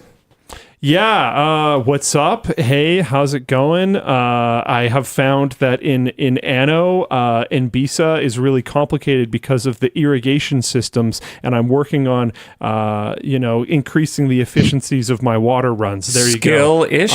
I have. Yes, I Welcome am trying back, to Linus. skill up, and yeah, Linus is returned. Anno's really hard. There's I bought it when it was on response. sale when Linus said, and I was like, okay, I can't play this game. Anno 1800. I'm never going to stop. Yeah, Linus and I played, and I had forgotten. We played recently, and I had forgotten kind of a lot of the basics of the game, but also realized like all the things that I did when we played were really simple, and Linus was doing all the hard stuff. So I want to skill up. So I started playing single player, and I was like, holy crap! But I've gotten a lot better, which is good. Oh, really? Yeah, that's pretty funny. I know like trade routes now. I've done like multi-point trade routes and like all this other stuff. So like, yeah, I will be better now. I've actually gotten way more into it of Anno by doing that.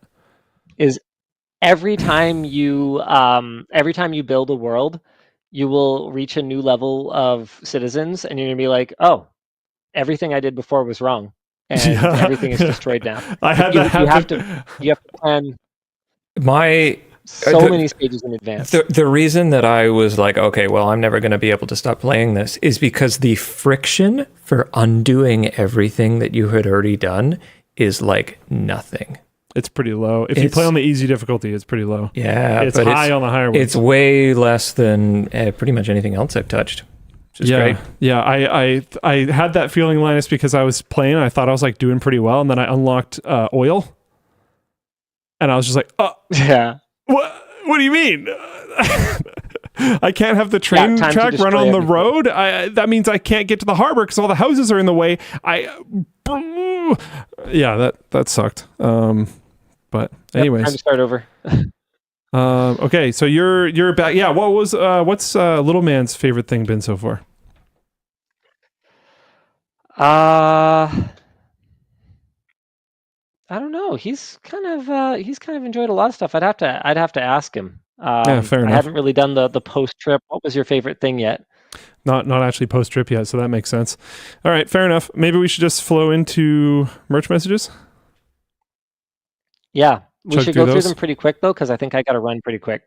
Okay, sounds good. Okay. I'll work on potentials. Recently started playing through the Halo CE campaign with my eldest. Any proud dad gaming milestones? Yeah, I curated this one. It was when my son beat me at Towerfall. Not because I'm some kind of expert Towerfall player or because he is either, but because it's a pretty pure skill based game, and he beat me. He won. He's beat Luke too. Fair and square, and multiple times, actually. Yeah, it wasn't a fluke. Nope. It does have a strong rubber band built in. But you still have But, to win. It's not like Luke and I didn't benefit from it too. You still win. 100%.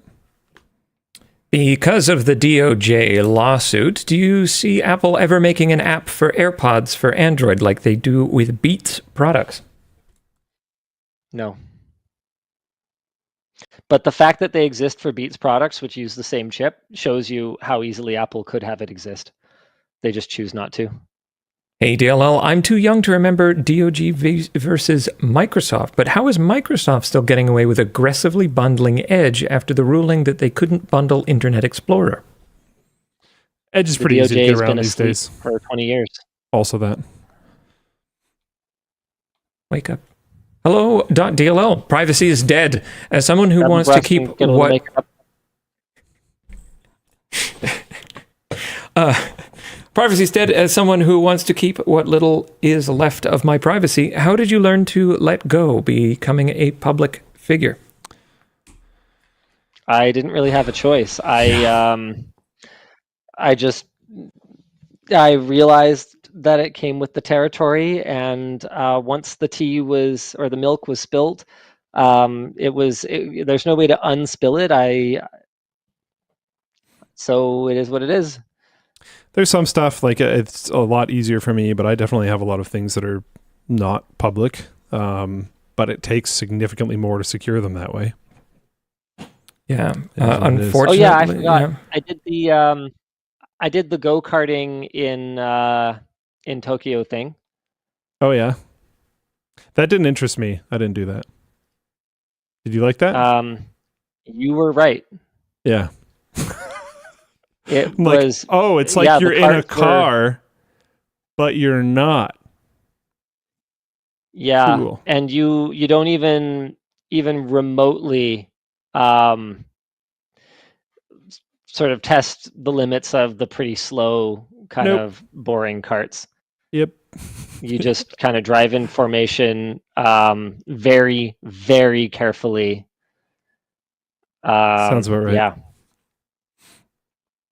Yeah, it was something. I mean, again, massive credit to the people working there. They were very enthusiastic and fun, and I'd say, you know what? I realize I sound like kind of a hater so far. My highlight is that one crepe I had the first night at a mall. It was so good. Crepes are apparently a thing here. The second one I had made me feel Yeah, they nauseous are. because it had fake whipped cream in it. The first Oh, one had fake gross. cream, and it was outstanding. or fake cream, fresh cream. The first one had fresh cream, and it was outstanding. And the people are the highlight for me. Fantastic. Yeah. Everyone's super nice. Yep. It's interesting because they're super nice, but also open. And like, it's relatively clear that they want you here. But for a little bit, and then you should go home. It's like, all right, fair enough. I like that. That's they nice. never like say that, but the vibe is like fairly clearly communicated. They're very happy you're there. They're very polite. They're very friendly, very good. But also it's like, there's some amount of like, now it's time to leave. Yeah. That was fun. Thank you. Yeah. Yeah. Which is fine. Totally fine. It's just, there's no sugar put on it, you know? There's a saying in England, would you like another cup of tea before you leave? Which is great. That's pretty good. Yeah, it's pretty good. It's really effective.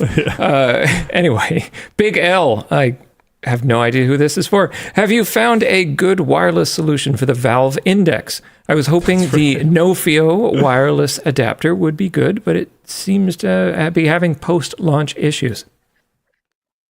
I will be trying that one very soon. I've had mine for a few weeks, and I have no excuses other than just I have a lot going on for why I haven't tried it yet. I'm really looking forward to trying it, but to my knowledge, that's the only one. So it's either good or it's bad.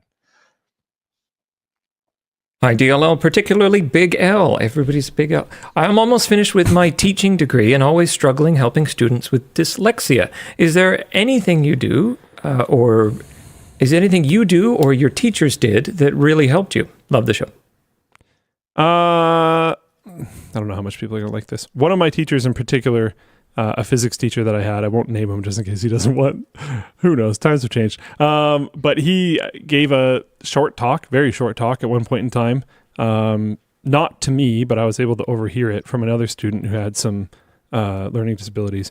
And he was basically, the person was basically asking for, I think it was like easier marking or something. I don't remember exactly what it was. And he effectively said no and was like, I'm happy to try to give you more attention. I'm happy to try to help you, but this is how it's going to be once you're out of here.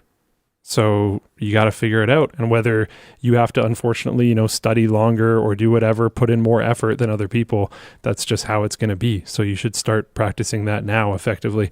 And I heard the same thing because I always struggled with reading and was like, well, okay. So I generally did. I've somewhat like brute forced the reading stuff where I've tried to get a lot better at kind of guessing what the word is when my brain starts messing it up.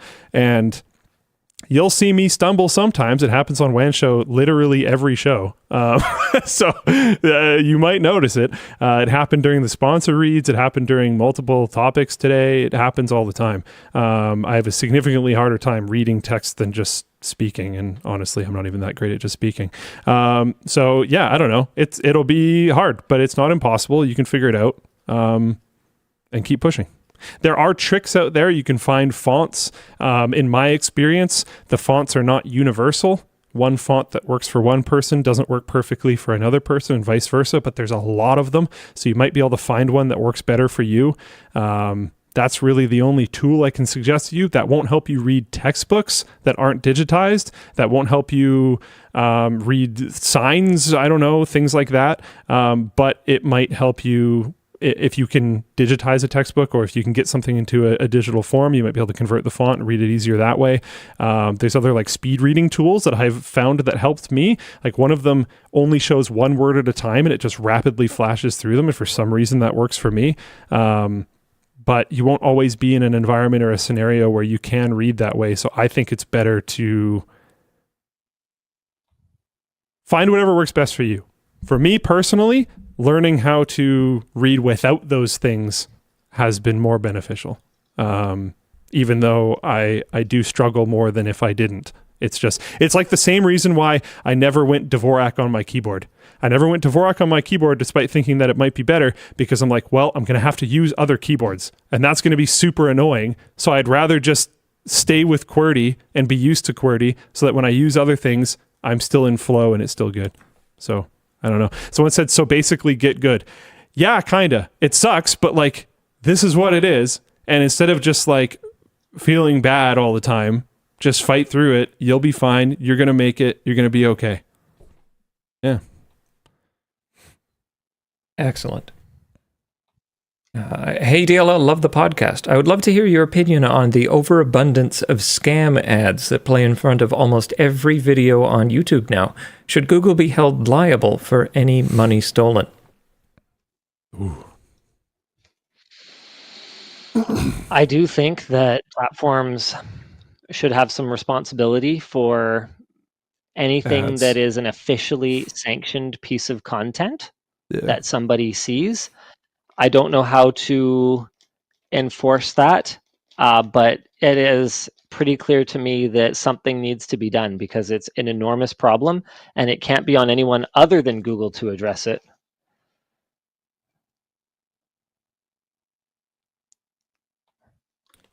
Let's see what else. Hi, Dale. Linus, do you still use Plex? Are you considering changing to a competitor? And what do you recommend to stream movies in your home? I do still use Plex. I am strongly considering switching to a competitor. It's been, I think, a year and a half since I last communicated with them and told them, hey, we're not going to do any more promotional activities for you guys until you fix basic functionality that is advertised as part of your product. And the basic functionality in question for me was loading transcoded versions of my media library onto my device to take with me on the plane.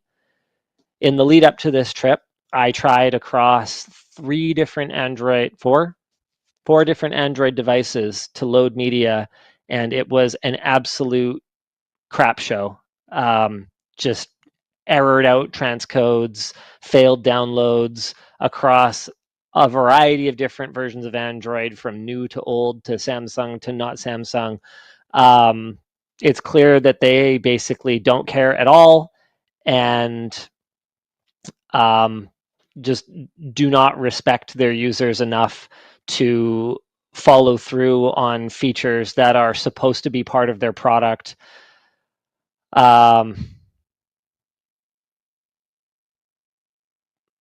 Yeah, I don't know what to say other than that their leadership is clearly laser focused on becoming a streaming service for licensed content, and is treating the users that got them to where they are as second-class citizens. No, this is not a server-side config error. This is a widespread issue. Widespread, and has been for years and years and years and years. Hello from PAX. Sad you guys aren't here. Linus, how would you react if you caught your son cheating in an online game? Would you differentiate between an in-game exploit versus third-party software? Oh, I'd be mad.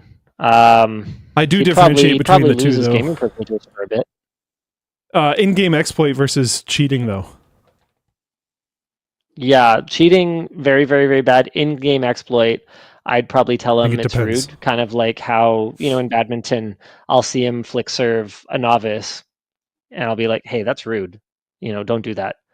It's not about winning the point. It's about playing the game. Sometimes. Don't forget if you're playing against someone who's on the same level as you or someone who's better than you, by all means, employ every possible strategy to win. But if you're playing against someone who is already at a significant disadvantage, that's fair. You don't take shortcuts. Yeah, that's fair. My Floatplane sub just renewed, so happy 1 year since the hackening. For Luke, I'm a new tech manager. How do you keep... Oh boy, now it's everywhere. How do you keep a fully remote team engaged and motivated? What helps you help them to be successful? It's actually genuinely tough. I think what helps it is honestly not necessarily me, or maybe it's me in the hiring process, but a lot of the people on the team are just motivated people. And honestly, This might suck for the remote work crowd because I've been a public, pro on that side, but not everyone can do it. The people that I have in general, I think can. There's been blips here or there, but there's blips here and there with every form of employment. So I don't think it's been any worse than any local working. I've seen intrinsic motivation drop with people who work in office as well, but a bunch of people would not be able to stay on task, stay focused, stay productive, et cetera, et cetera, et cetera, with remote work. Some people can. My teams can and have proven that they can multiple times. So I'm happy with that. But some people might just not be built for it. And that isn't necessarily on you as a leader. You might just need to move that person on so that they can go work somewhere else if working locally is not an option at your company or whatever else. But like, yeah, AJ's in the chat right now. Speaking of remote workers, I had to yell at him in his first week off because someone posted a task that needed to be done in the infrastructure chat, and then he just did it before I could get to it. And I had to be hey, God. Stop. It was so fast, too. It was too fast. Stop being so confident. He's too confident. So I don't think motivation is like that. I mean, it becomes, everyone has like burnout and motivation problems every now and then, especially when you work with people for a really long period of time. They're going to do this. It's okay. But I don't think in general that's an issue with my team. I think it has been. And I have dealt with, Pocky, nice. So I think it has been, and I've dealt with that Pocky. Usually by trying to work with that person to find ways to motivate them, or in some situations by moving them on to some other form of work by exiting them from the company or their contract or whatever else. He has notifications off too. Wow, so he manually checked it. Jeez. So I don't know. I try to do things like our meetings for the week, we have them longer than they need to be so people can have like water cooler style talk, which I encourage, but also try to cut off at a certain point. And I try to have some much more relaxed channels in Slack where people can talk about like, what games they're playing or music or whatever else, so that you try to build a culture. Because one of the biggest problems with remote teams is you never build a culture. And that's actually a problem. So there's a bit of a fine line where you want to encourage it, but you also don't want people to partake way too much, because especially with a remote team, you're probably in different time zones. So someone's going to be off playing games, wanting to talk about games, while someone else is in the middle of their workday, and that's a notification that's coming in work chat. So it's funky, but you got to play the line. I don't know. I'm going to stop talking before I talk for hours. What are your thoughts on the trend of putting titanium in everything? Put more titanium in my body. I don't know. Titanium is pretty cool. Titanium seems pretty cool to me too. Please don't break things. Please. I got a potential here. There we go. Linus and Luke, with everything you've accomplished with LMG, are you satisfied? Have you satisfied a specific childhood dream or are planning to? No, I wanted to be a cop when I was a kid. That tracks. I was just like, and then later I wanted to be a teacher. When I say I wanted to be a cop when I was a kid, I mean when I was in like grade 2. Yeah, I wanted to be an astronaut. Yeah, those are the only jobs you know. Yeah, astronaut, exactly. Firefighter, cop. ABCs of job. Exactly. Doctor. Yeah, doctor. Yeah, doctor's good. And so I basically just became a teacher, but without a degree and with way more students. And with a lot more dick jokes. You found the loophole. Oh, no. You won't get in trouble for dick jokes. Yeah. He will still get in trouble for dick jokes. Yeah. I mean, I can still get in trouble. I wanted to work at a game dev studio, but with how everything's been going, I feel like I dodged a bullet on that one. Oh, yeah, you did, bud. Yeah. Oh, my God. You might have made some pretty good money for a while. For a while, yeah. At its core, I wanted to kind of be the communication line between like business people and developers. So that is legitimately a conversation that I had with my dad that he remembers in like late high school, where I was like, I feel like this would be a good thing for me. And then I literally ended up doing that. So that part has worked out. LTT making games. LTT has technically made multiple games, actually. LTT made Linus Jump. You're not wrong. An actually very fun game that we should probably just release at some point, because it doesn't seem like we're going to use it anymore, but it was used for the Verified You know Actual what we Gamer should do? program. Luke, we should go back What's to the up? old way. We'll make it a mobile game for like $1. $1. Yeah, It with definitely no wasn't gotcha built mechanisms, for no mobile. nothing. But Oh, we could well, then probably forget it. figure it out. I don't know how hard it would be to adapt. And honestly, if I told this to the person who made it, they would probably just do it. So Oh, just make it 9 by 16. Do not And it's take that published. as instructions to do that, please. yeah, Like and $1, $2, whatever. Jaden's sweating in his sleep. Yeah, I would not make Jaden do it. He's also not the one that made the game, so it's okay. We've also made other games. There's You know like what we should do? Are you allowed to make a game? Are you allowed to make a game 1 cent so that Google would lose money on the transaction fees. transaction fees every time someone buys it? I honestly don't know. The apps that we've released are free. The Floatplane app is free because you pay for the subscription. So I don't know. Apparently, yes. I don't know if I believe that, but we'll see. We'll see. You are, yes. What? That's wild. You used to be able to. Okay, well, we'll see. That would literally just cost them money because of the... Even if you're like, oh, but Google handles the credit card transactions. Yeah, but they go through the credit card still pay it. themselves. Yeah, so they will lose money. And they probably have more favorable deals, but I guarantee you it's not that favorable. Yeah. It also only has one What? level. It has a leaderboard. Did it? I thought so. Really? It's been Actually, so long. not sure. I don't remember. I don't think it did. I think we Should I had a do way. another every flavor bean? I think we had a way. Yes, I think we had a way to look in to see how fast people Okay, had I'm going for it. had done it. Make more levels, yeah, but that So takes good. dev time. That means it costs money. Just make ChatGPT do it. More level, please, and then it just outputs the Brilliant. frameworks and the C Javas. Yeah. One node JavaScript, please. Thank you. Oh yeah, I have one more thing about Japan that I want to talk about. Oh boy, are you I complaining about more cannot stuff? find any connection There it between the is. cost of things and the quality.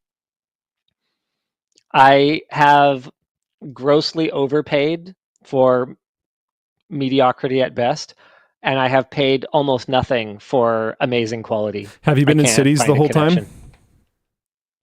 Yes. Because I found when I got out of the big cities, that completely stopped. And I think it's maybe a touristy thing or like a expensive area versus Must cheaper be. area thing or something.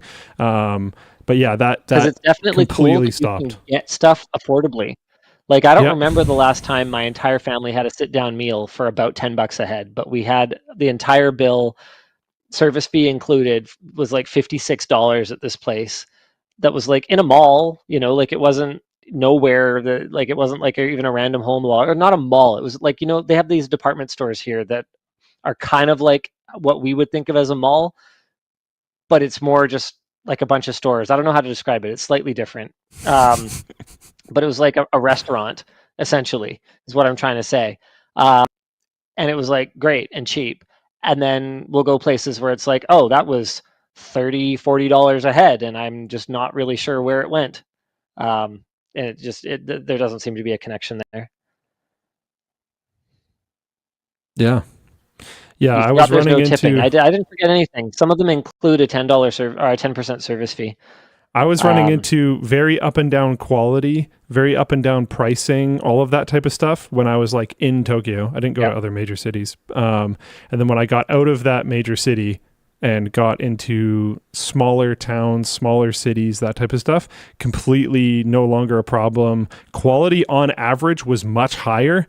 I found personally, people are telling me that just means I was unlucky in Tokyo, which is fine, but that's what I experienced. Quality was really like Yeti everything Wrangler was says- amazing and cheap out of the city. Yeti Wrangler says that would be true almost anywhere, though. No. In Vancouver, everything's expensive, whether it's garbage or good. Yes. So that's the difference. Every meal is $30, no matter if you're having like a 3-course Greek meal or going to McDonald's. Yeah. Everywhere. Yeah. And then in Taiwan, everything's good and everything's cheap, which isn't actually true. Some of it's really expensive, but it's in hyper tourist trash areas. This outro to the show. Oh, Thanks for watching, guys. See you again next week. Same bad time, same bad channel. There we go. Bye! Oh, you what did you do? I pressed the intro button. No! No! I broke it! Wait, hold on. I can do that. Yeah, there we go. Nice. I know what I'm doing sometimes. This better be the correct one. Oh no! Oh my god. Terrible. Great. Wait. Oh, hold on. I gotta stop the show.